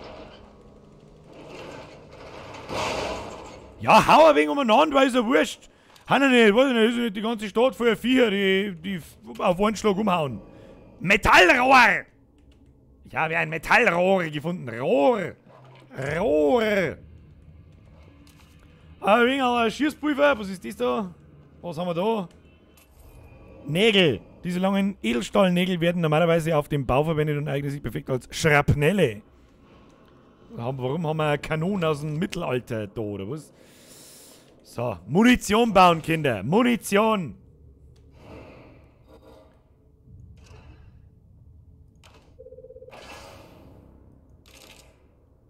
Harpunenbolzen!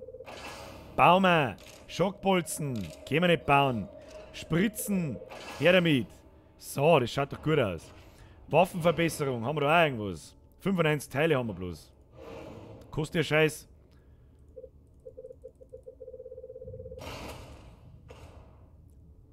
Größtes Magazin. Wichtig.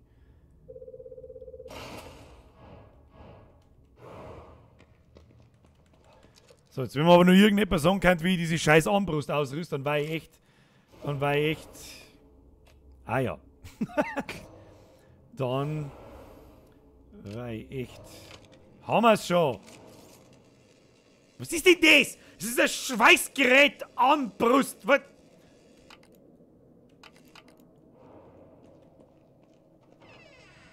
Ja, ist wurscht. Wollen wir uns aber nicht beschweren.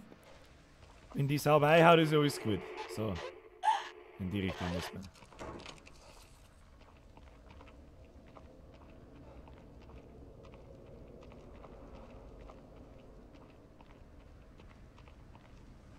Da hinten ist ein Telefonzellen. Da liegen aber auch ein Haufen da, die mit Sicherheit aufstehen, wenn ich vorbeigehe. Die leben durch mein ins Feuer.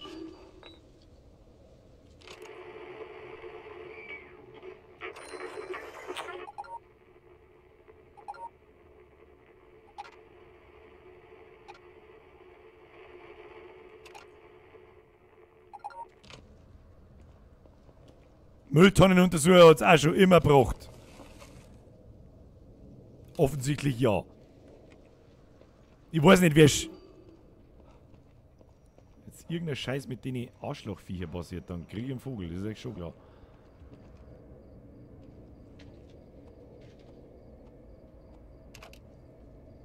Schrotmunition, ja, also gegen so ein Pumpgun hätte ich nichts einzuwenden. Was ist, liegt da schon wieder? Schockbolzen. Nehmen wir mit. Defekte Verteilerkästen. Defekte Verteilerkästen können kurzzeitig wieder zum Laufen gebracht werden, indem du einen Schockbolzen mit der Hüterarmbrust darauf abfeuerst. Das werden wir doch einmal ausprobieren. Und wo geht die hin?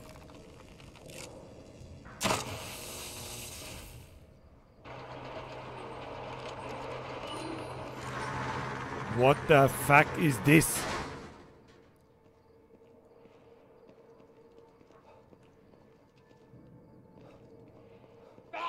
Es war so klar!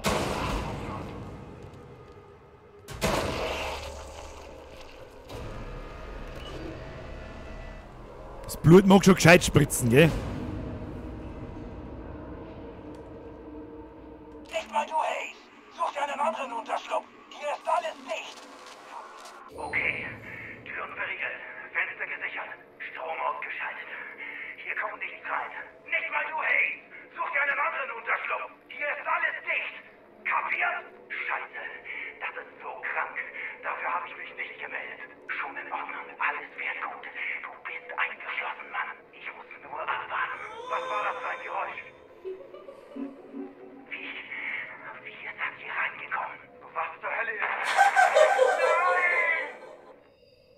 warum wieder irgendwelches Frauengelächter? Das ist doch wieder die andere fette Narische, oder? Oh, sind wir da in einem Safe Room? Safe Room! Safe Room, meine Damen und Herren!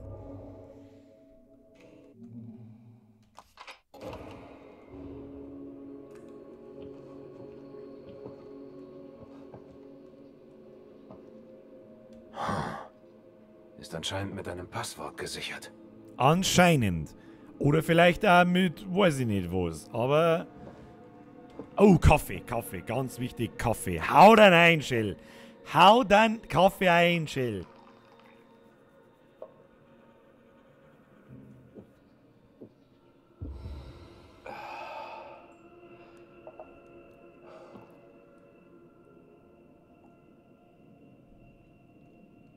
Köstlicher Kaffee, köstlich. Oh, das schaut aus nach einem Granatenbolzen. Na, Rauchbolzen. Manchmal ist ein heimliches Vorgehen eine bessere Rolle als eine offene Konfrontation. Wenn Gegner dich nicht sehen können, ist es einfacher zu entkommen oder einen Schleichangriff auszuführen. Ja. Oh Gott, schon wieder ein Spiegel. Schon wieder ein scheiß Spiegel. Aber jetzt können wir unser Zeug verbessern. Aber, wisst ihr was? Ich sage euch ganz was anderes. Ich glaube, man soll immer aufhören, wenn es am schönsten ist. Ich glaube, wir sind nämlich mittlerweile auch in Kapitel 3 angekommen, wenn mich nicht alles täuscht.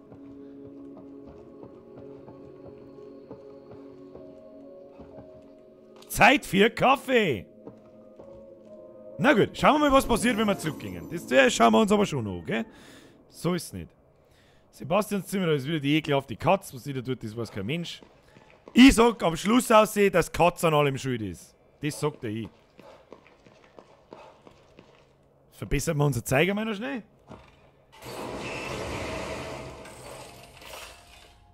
Wie kann ich Ihnen helfen, Detective? Indem du sauber fauchst, du Matz. Ja, okay, und dann sagst du wieder nichts mehr. So sind's, so sind's. So, ich brauche auf alle Kaffeefertig, um dich besser zu verstecken und lautloser vorzugehen. Das schaut wirklich gar nicht. Deine Schritte verursachen weniger bla. Das nehmen wir.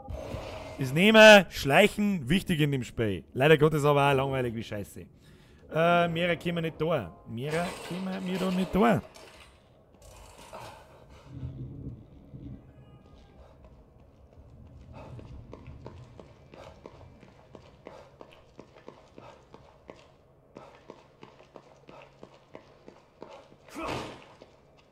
Immer mit einem sauberen Kung-Fu-Kick aufmachen. Ist wichtig. Gibt's jetzt da, ändert sich nichts in dem Safe Room da herin, wo ich da per Spiegel herkomme? Oder wie? Versteht ihr das? Scheiß Dias, die braucht auch kein Mensch nicht. Speichert man nochmal. Jawohl. Ja. Ja. Ja. So.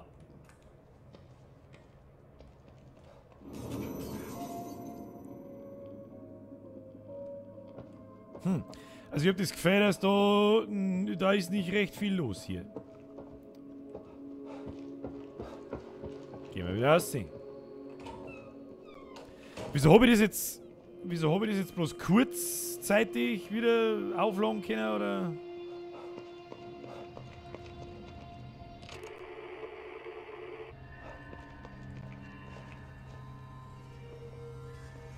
Was rennt denn da umeinander?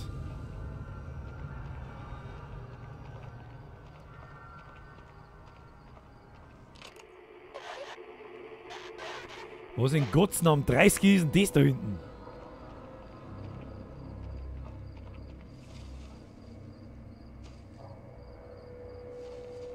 Die andere Frage ist natürlich, wer mag es überhaupt wissen?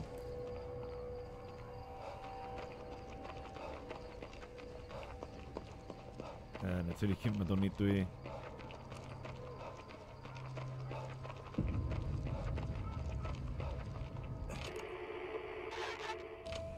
Die muss doch da in dem Pitstop drin sein. Wo war es denn sonst?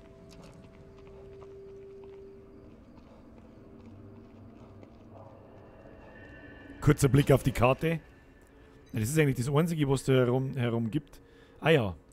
Da ist der Ursprung der... Oh.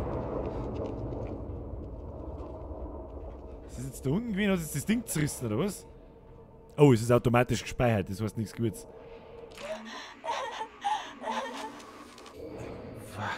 Oh, das war aber schon die Silhouette von unserer Tochter. Das war schon die Silhouette von unserer Tochter. Ja. Sind die von Lilly? Lilifee. Lilly. Ja, ich weiß jetzt, wenn du jetzt einfach mal eingehst und nachschaust, das war noch nie eine gute Idee, ich sag bloß. Lilly, bist du hier? Ich bin's. Wo ist sie hin? Ja, unheimliche Kinder. Scheiß unheimliche Kinder. Sag das, wie es ist. Scheiß unheimliche Kinder. Ah, wieder war mir die Türe gelb. Alles gut. Ich bin's. Warum ahne ich fürchterliches?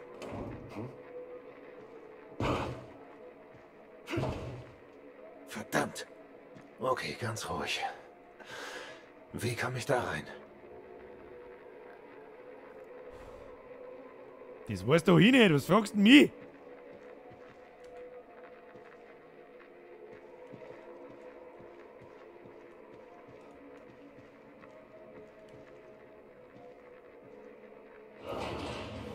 Haha! Loch gefunden.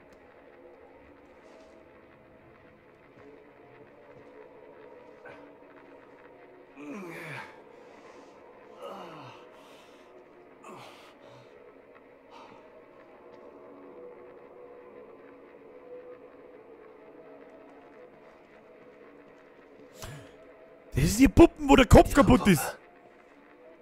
Lilly war hier.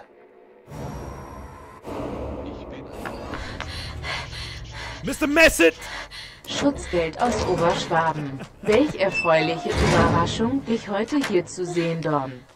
So kurz vor meiner Nürnberg-Reise gibt mir das Kraft. Habe die RRT mein Pate. Ein herzliches Dankeschön. Du hast doch am Freitag schon 5 Euro Schutzgeld gezahlt. Das hätte doch nicht sein müssen. Herzlichen Dank. Gott, was passiert? Schon wieder, ich mag gar nicht hinschauen. Lilly.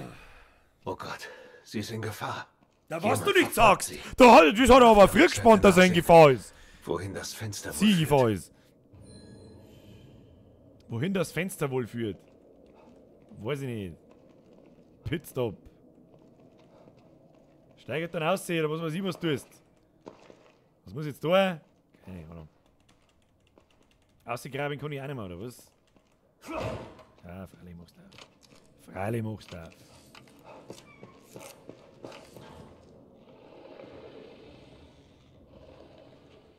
Oh Gott, ich ahne fürchterliches, wenn ich da rausgehe.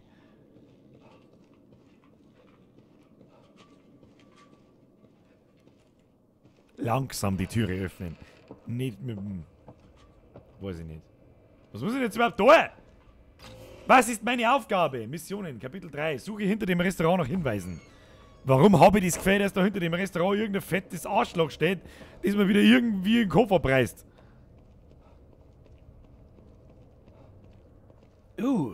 Hinweis, Mülltonne. Also, Lilly, wo bist du hingelaufen?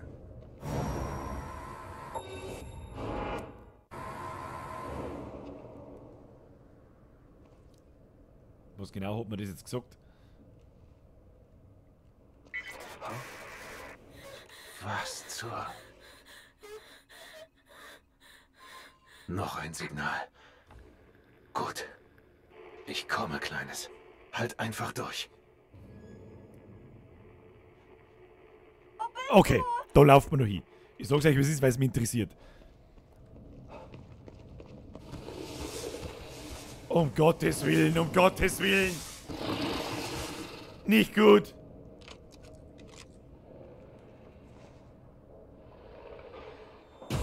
What the...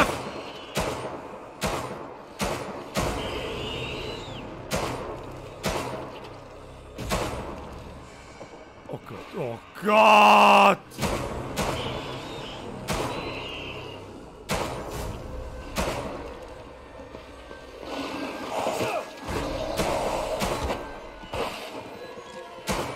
Was ist das?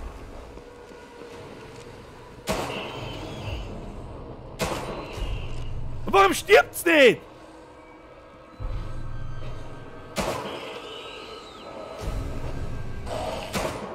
Keine Munition. Munition? Keine Munition!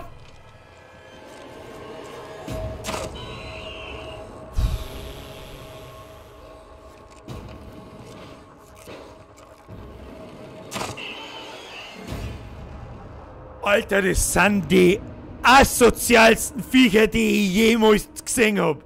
Alter, wenn die so schnell auf die Seiten gingen. Alter. Alter, haben die Viecher lästig. Und haben die ekelhaft gemacht. Ja, leckt mich am Schwanz, Alter.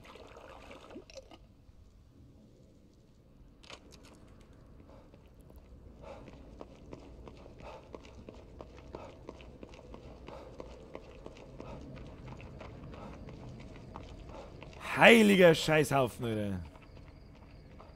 Da haben die Zombies ein Witz.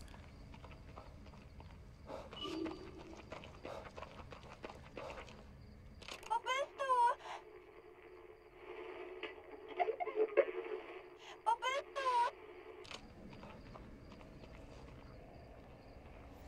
du? Holy shit, Alter.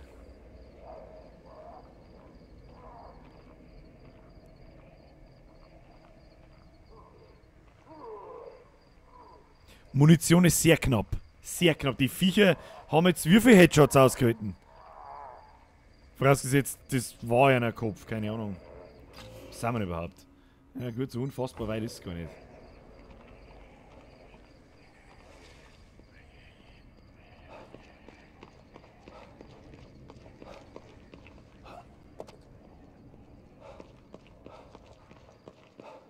Was war denn eigentlich das Ding da an der Tür? Nein, das kann man nicht aufmachen. Kann man nicht aufmachen.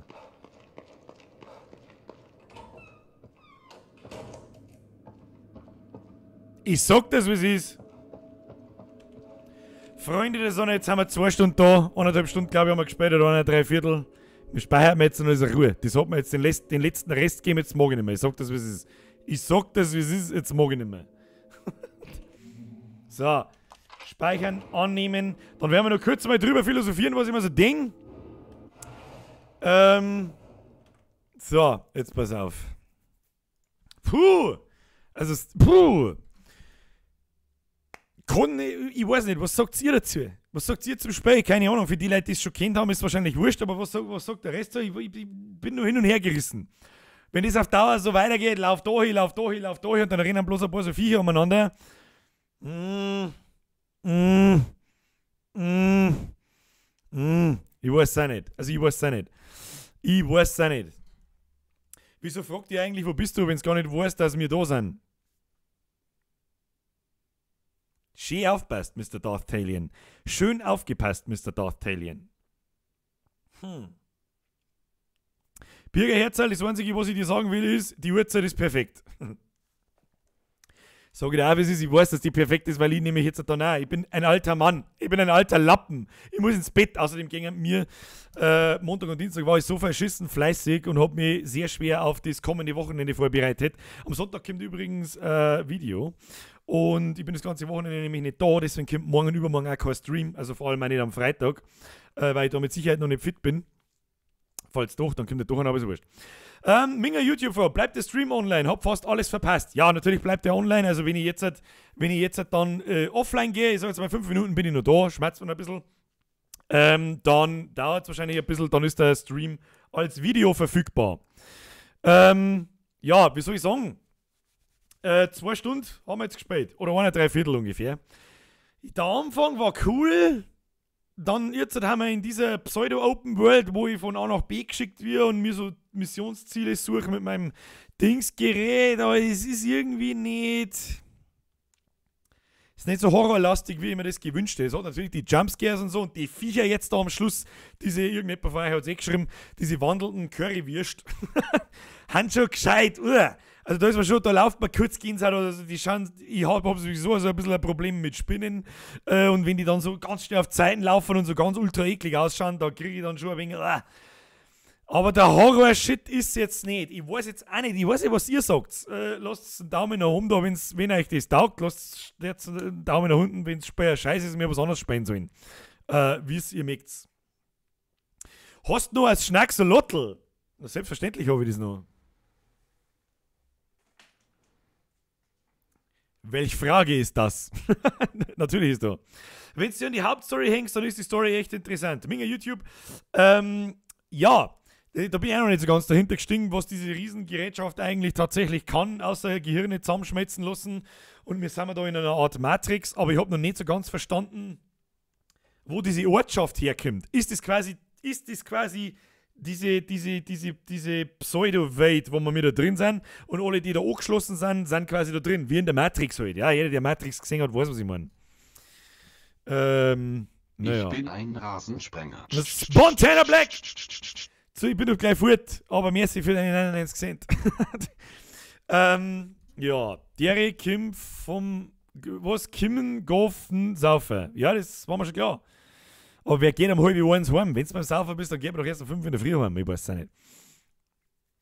Happy Halloween. Okay, es ist kein Halloween mehr, sorry. Ja, also ein bisschen. Lena, du hast schon recht.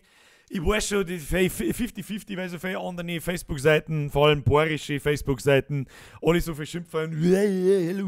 Halloween hat nichts mit uns zu tun. Es kommt von Amerika. Ja, die haben alle so gut recherchiert und kennen sich alle so super gut aus wie der letzte Vollidiot. Und ganz ehrlich zu sein, Halloween kommt oder hat seinen Ursprung bei den Kelten, nämlich genau bei uns. Und der Amerikaner hat nichts damit zu tun. Der hat es bloß vermarktet, damit er einmal öfter im Jahr richtig viel Geld damit machen kann. Aber das muss ja jeder selber wissen. Das Baumification, was die Story angeht, war Evil Within 1 besser. Das habe ich leider nicht gespielt. Das war dumm. Tana schreibt, ist 13 zu jung für einen Vollseier? Ja. Also ich war jünger, aber ich war auch pur. Für ein Mädel ist mit 13 besoffen sein irgendwie seltsam. Ich weiß auch nicht warum. Naja, was bis jetzt passiert ist, war Kindergarten. Das wird noch schlimmer. Okay, also wenn Leute, ja, also ich weiß nicht, wie ich sagen soll. 50-50, mir macht's Spaß. Ich glaube, da kann ich Spaß daran finden an dem Spiel. Hoppala, das war schon wieder, ich weiß es auch nicht, brutal. Entschuldigung, Verzeihung. Wie soll ich sagen? Bloß weiß ich nicht, ob es so spannend ist zum Zuschauen. Weil ganz ehrlich, bis jetzt habe ich noch nicht recht viel Story mitgekriegt. Es geht um irgendein Team, das verschollen ist und ich suche meine Tochter. Ja, das war bis jetzt alles. Und ein paar super, super eklige Viecher. Das Spiel zielt halt nicht auf Psycho-Horror schon auch ein bisschen, so ein bisschen. Und den einen oder anderen Jumpscare haben wir auch gehabt. Aber es ist sehr viel Body-Horror. Ja? Das hast du gleich gesehen mit dem fetten Gnädelviech da, mit der Kreissog und so. Es schaut natürlich super cool aus und hat eine super coole Atmosphäre, muss ich auch ganz ehrlich sagen. Aber ich bin mir nicht sicher, ob es euch so viel Spaß macht beim Zuschauen. Aber offensichtlich ja, weil wirklich, bis ich jetzt gesagt habe, ich hier auf, waren über 250, 300 Leute da. So schlimm kann es nicht sein. Ja, dann darf ich sagen, das Spiel lasse ich auf alle Fälle einmal da, Speicherstand auch. Und ja, wann der nächste Stream ist, das kann ich euch noch nicht sagen, ich kann es euch noch nicht versprechen. Also ich schaue jetzt natürlich, dass man diese Late-Night-Streams, sofern ich wirklich Lust drauf habe und vor allem auch Zeit habe, wieder regelmäßig machen, am Samstag in der Nacht. Den Samstag kommt kein Stream, morgen, wie ich gesagt habe, am Donnerstag kommt auch keiner, weil ich nicht da bin und am Freitag bin ich auch nicht da. Ja, letzte Woche habe ich am Freitag gesagt, hey, wir machen einen Stream, nächsten Freitag nicht, sondern am Donnerstag, weil ich am Freitag nicht da bin. Jetzt bin ich aber am Donnerstag auch nicht da. Da bin ich sogar noch eher am Freitag wieder da. Ob ich da schon wieder fit bin, weiß ich nicht. Ich sag's euch, wie es ist. Wir treffen uns das ganze Woche nicht zum Saufen, was anderes tun wir nicht, ja. Und da kann es sein, dass ich halt nicht da bin. Deswegen bin ich heute da, deswegen haben wir den Stream heute gemacht. Ja, so. Der Minger schreibt, der erste Teil ist sehr linear, wenn du das mit dem Open World also nicht magst. Ja, das ist das, was ich gerade anmerken wollte. Ich habe generell nichts gegen Open World, aber ich habe so das Gefühl, dass diese Missionsführung jetzt halt so eintönig weitergeht, wie jetzt gerade. Ja, wir halten uns die ganze Zeit in derselben Umgebung auf. Aber werden wir halt quasi mit diesem Mikrofon von, mit diesem Kommunikator-Ding von A nach B geschickt und rennen wir da irgendwo rum. Da bin ich mir nicht so hundertprozentig sicher, ob das auf Dauer Spaß macht, ja. Das schaut mir jetzt sehr eintönig fürs erste Jahr. Geh von A nach B, hol das Teil, hol das Teil, hol das Teil. Ich hoffe, dass das abwechslungsreich bleibt, aber da müssen wir es noch ein bisschen weiter spulen. Ich meine, was sagt das aus? 1,5 Stunden zocken in so einem Spiel? Gar nichts. Und deswegen werden wir das einmal nochmal mindestens einen Abend lang probieren. Ansonsten habe ich noch auf der Spieleliste was habe ich nur auf der Spieleliste? Alien Isolation und Visage. Ja, Visage ist ganz nice, aber noch in der Early Access, da bin ich mir nicht so sicher, ob das schon so viel Stoff hergibt, dass wir mir das einmal 2 Stunden spielen können. Und dann muss sowieso wahrscheinlich einmal im Eck-Hinten liegen und in einem halben Jahr gibt es wieder genügend neuen Content, um weiter zum Spielen. Aber gut. So, der Boris 05 schreibt, bin 13,5 Lachanfall, wie noch nie, wenn es lauter wärst in dem Spiel, bitte mehr. Das ist natürlich sehr schön, wenn euch das unterhält. Das ist, das habe ich letztes Jahr schon immer gesagt.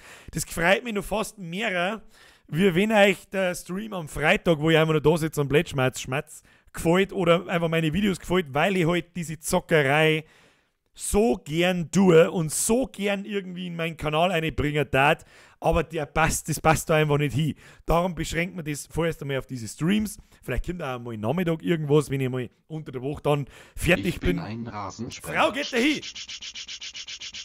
Bilder, es ist was im Messenger, strahlendes Gesicht mit lachenden Augen. Das war zwar heute nicht so geplant, aber wer zahlt schon oft an heißt. Vergesst gut für ein Zwickel 29. Schauen wir mal, was du da geschrieben hast. Haut's mir koppeln lassen. Die Siedler 2 für den Nervenkitzel. Die Siedler 2 einfach bloß, weil es Spaß macht.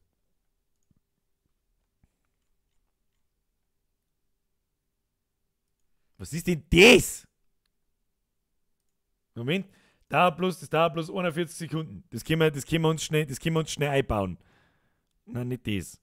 Das brauchen wir. So. Wo ist jetzt da das Video? Weiß kein Mensch. Oh, ich drücke jetzt einfach mal auf Play.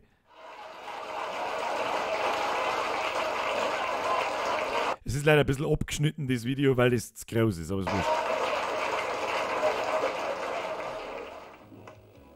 Ein doppelt Whisky, Leute.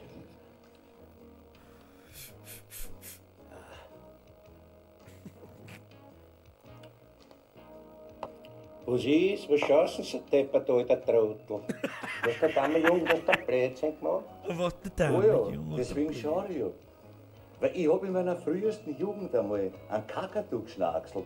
Und jetzt überlege ich, ob es nicht vielleicht nicht gut ist. Das ist gut. Das ist gut. Ein Kakadu geschnackselt. Ja, ich glaube, dieser Sketch basiert übrigens auf einem Witz, den ich kenne. Hab bloß jetzt nicht damit gerechnet, dass der kommt. Ich finde es so geil, dass die Österreicher so geil schmatzen. Die Österreicher schmatzen so geil, das ist unfassbar gut. Der Janik Titel schreibt, wie schaut's aus mit Anno 1800? Das ist jetzt schon gekauft. Ja, Anno ist eins, also ich liebe Aufbauspiele eigentlich noch mehr wie sowas, was wir da in die Late Nights spielen. Und ich war so sehnsüchtig auf Anno 1800, das werde ich definitiv spielen. Das werde ich aber wahrscheinlich nicht streamen, weil keine Ahnung, Satz meine Base, aber die zäh und träge Anno 1800 Kacke, die macht mir unendlich Spaß, aber zum Zuschauen, da kriegt ja jedes Kotzen. Also das ist so langweilig. Boah. Der Marcel Käsmeier fragt mich, zockst du Diablo 3? Alter, ich hab einen 4-stelligen Stundensatz in Diablo 3 versenkt. So viel dazu. Eines meiner Lieblingsspiele gewesen. Mittlerweile kommt ja nichts Neues mehr und Season 15, 16 oder was weiß ich, wo wir sind. Die letzten 2 Seasons habe ich auslassen, aber sonst immer fleißig dabei und am Absuchten Level 9000. Ja, so, Age of Empires gehört ein neues rausgebracht. Das ist wahr. Mit Age of Empires 1 war mein erstes PC-Spiel für meinen eigenen PC. Naja. Was, 1602 spielt da noch jemand? Ah, noch 1602. Weiß auch nicht.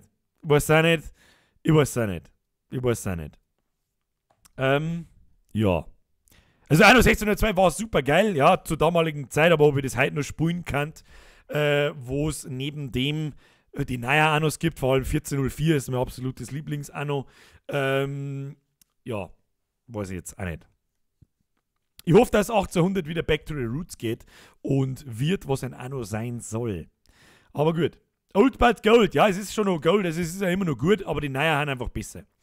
So, meine sehr verehrten Damen und Herren, ich sag ganz ehrlich, manche, was, uns liest man not, Edeltraut, oh Edeltraut, du hast ein saugutes großer Baut. Manche Spiele sind abstoßend und dieses Spiel ist sehr abstoßend. Ist der Sinn dahinter, ja? Horrorspiele sind meistens abstoßend, weil sonst halt kein Horror. Was, ja.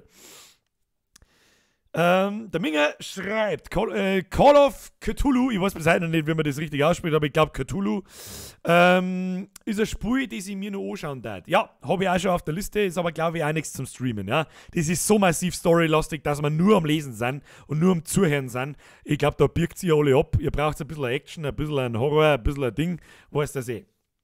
Birger, gute Nacht bis Freitag. Max 510, gute Nacht. Ich bin noch nicht sicher, dass ich am Freitag da bin, gell, ganz wichtig. Penumbra ist old but gold. Penumbra sagt mir ausnahmsweise immer nichts. Die Jas schreibt, oder der Jas schreibt, je nachdem. Mir hat Spaß gemacht, ich schaue da gern zu, bis zum nächsten Mal, habe ich drüber. Das ist schön, das ist wirklich schön. War wie immer saugeil, hau mir jetzt ins Bett, gute Nacht benannt, Mr. Darth Thalion, gute Nacht. Ich sag's euch auch, wie es ist, ich gehe jetzt ins Bett. Ich werde mir jetzt noch ein bisschen was ins Gesicht einbauen, weil ich noch Hunger habe, wird Sau. Um 3:00 in der Nacht, wann auch sonst. Und ja, ansonsten hat es mich sehr gefreut, dass wir mal wieder auf die Nacht eine Late-Night-Session rausgehauen haben. Wie gesagt, Sonntag kommt ein Video, 100%ig, ist auch schon fertig, ist alles schon in Planung und fertig, auf gut Deutsch gesagt. War auch schon kurz davor, dass ich euch das heute vielleicht noch schnell zeige, aber weil es heute so schön zum Thema passt, also so viel mag ich verraten, das Video am Sonntag passt zum heutigen Tag. Es ist aber nicht How to Halloween, okay? Es ist nicht How to Halloween. Gut. Was soll ich jetzt noch sagen dazu aus? Meine sehr verehrten Damen und Herren, es war mir eine Ehre, Sie belustigen zu dürfen. Vergelt's gut für jede einzelne, ich kann nicht mehr schmerzen, es ist spät. Für jede einzelne Donation, auch für das, obwohl es heute da wirklich nicht braucht beim Zocken. Wir sehen uns spätestens am Freitag in einer Woche, beziehungsweise am Sonntag mit dem Video und dann hauen wir uns jetzt einmal aufs Öhrchen, da ich sagen. Meine Damen und Herren, schlaft's gut, bis zum nächsten Mal.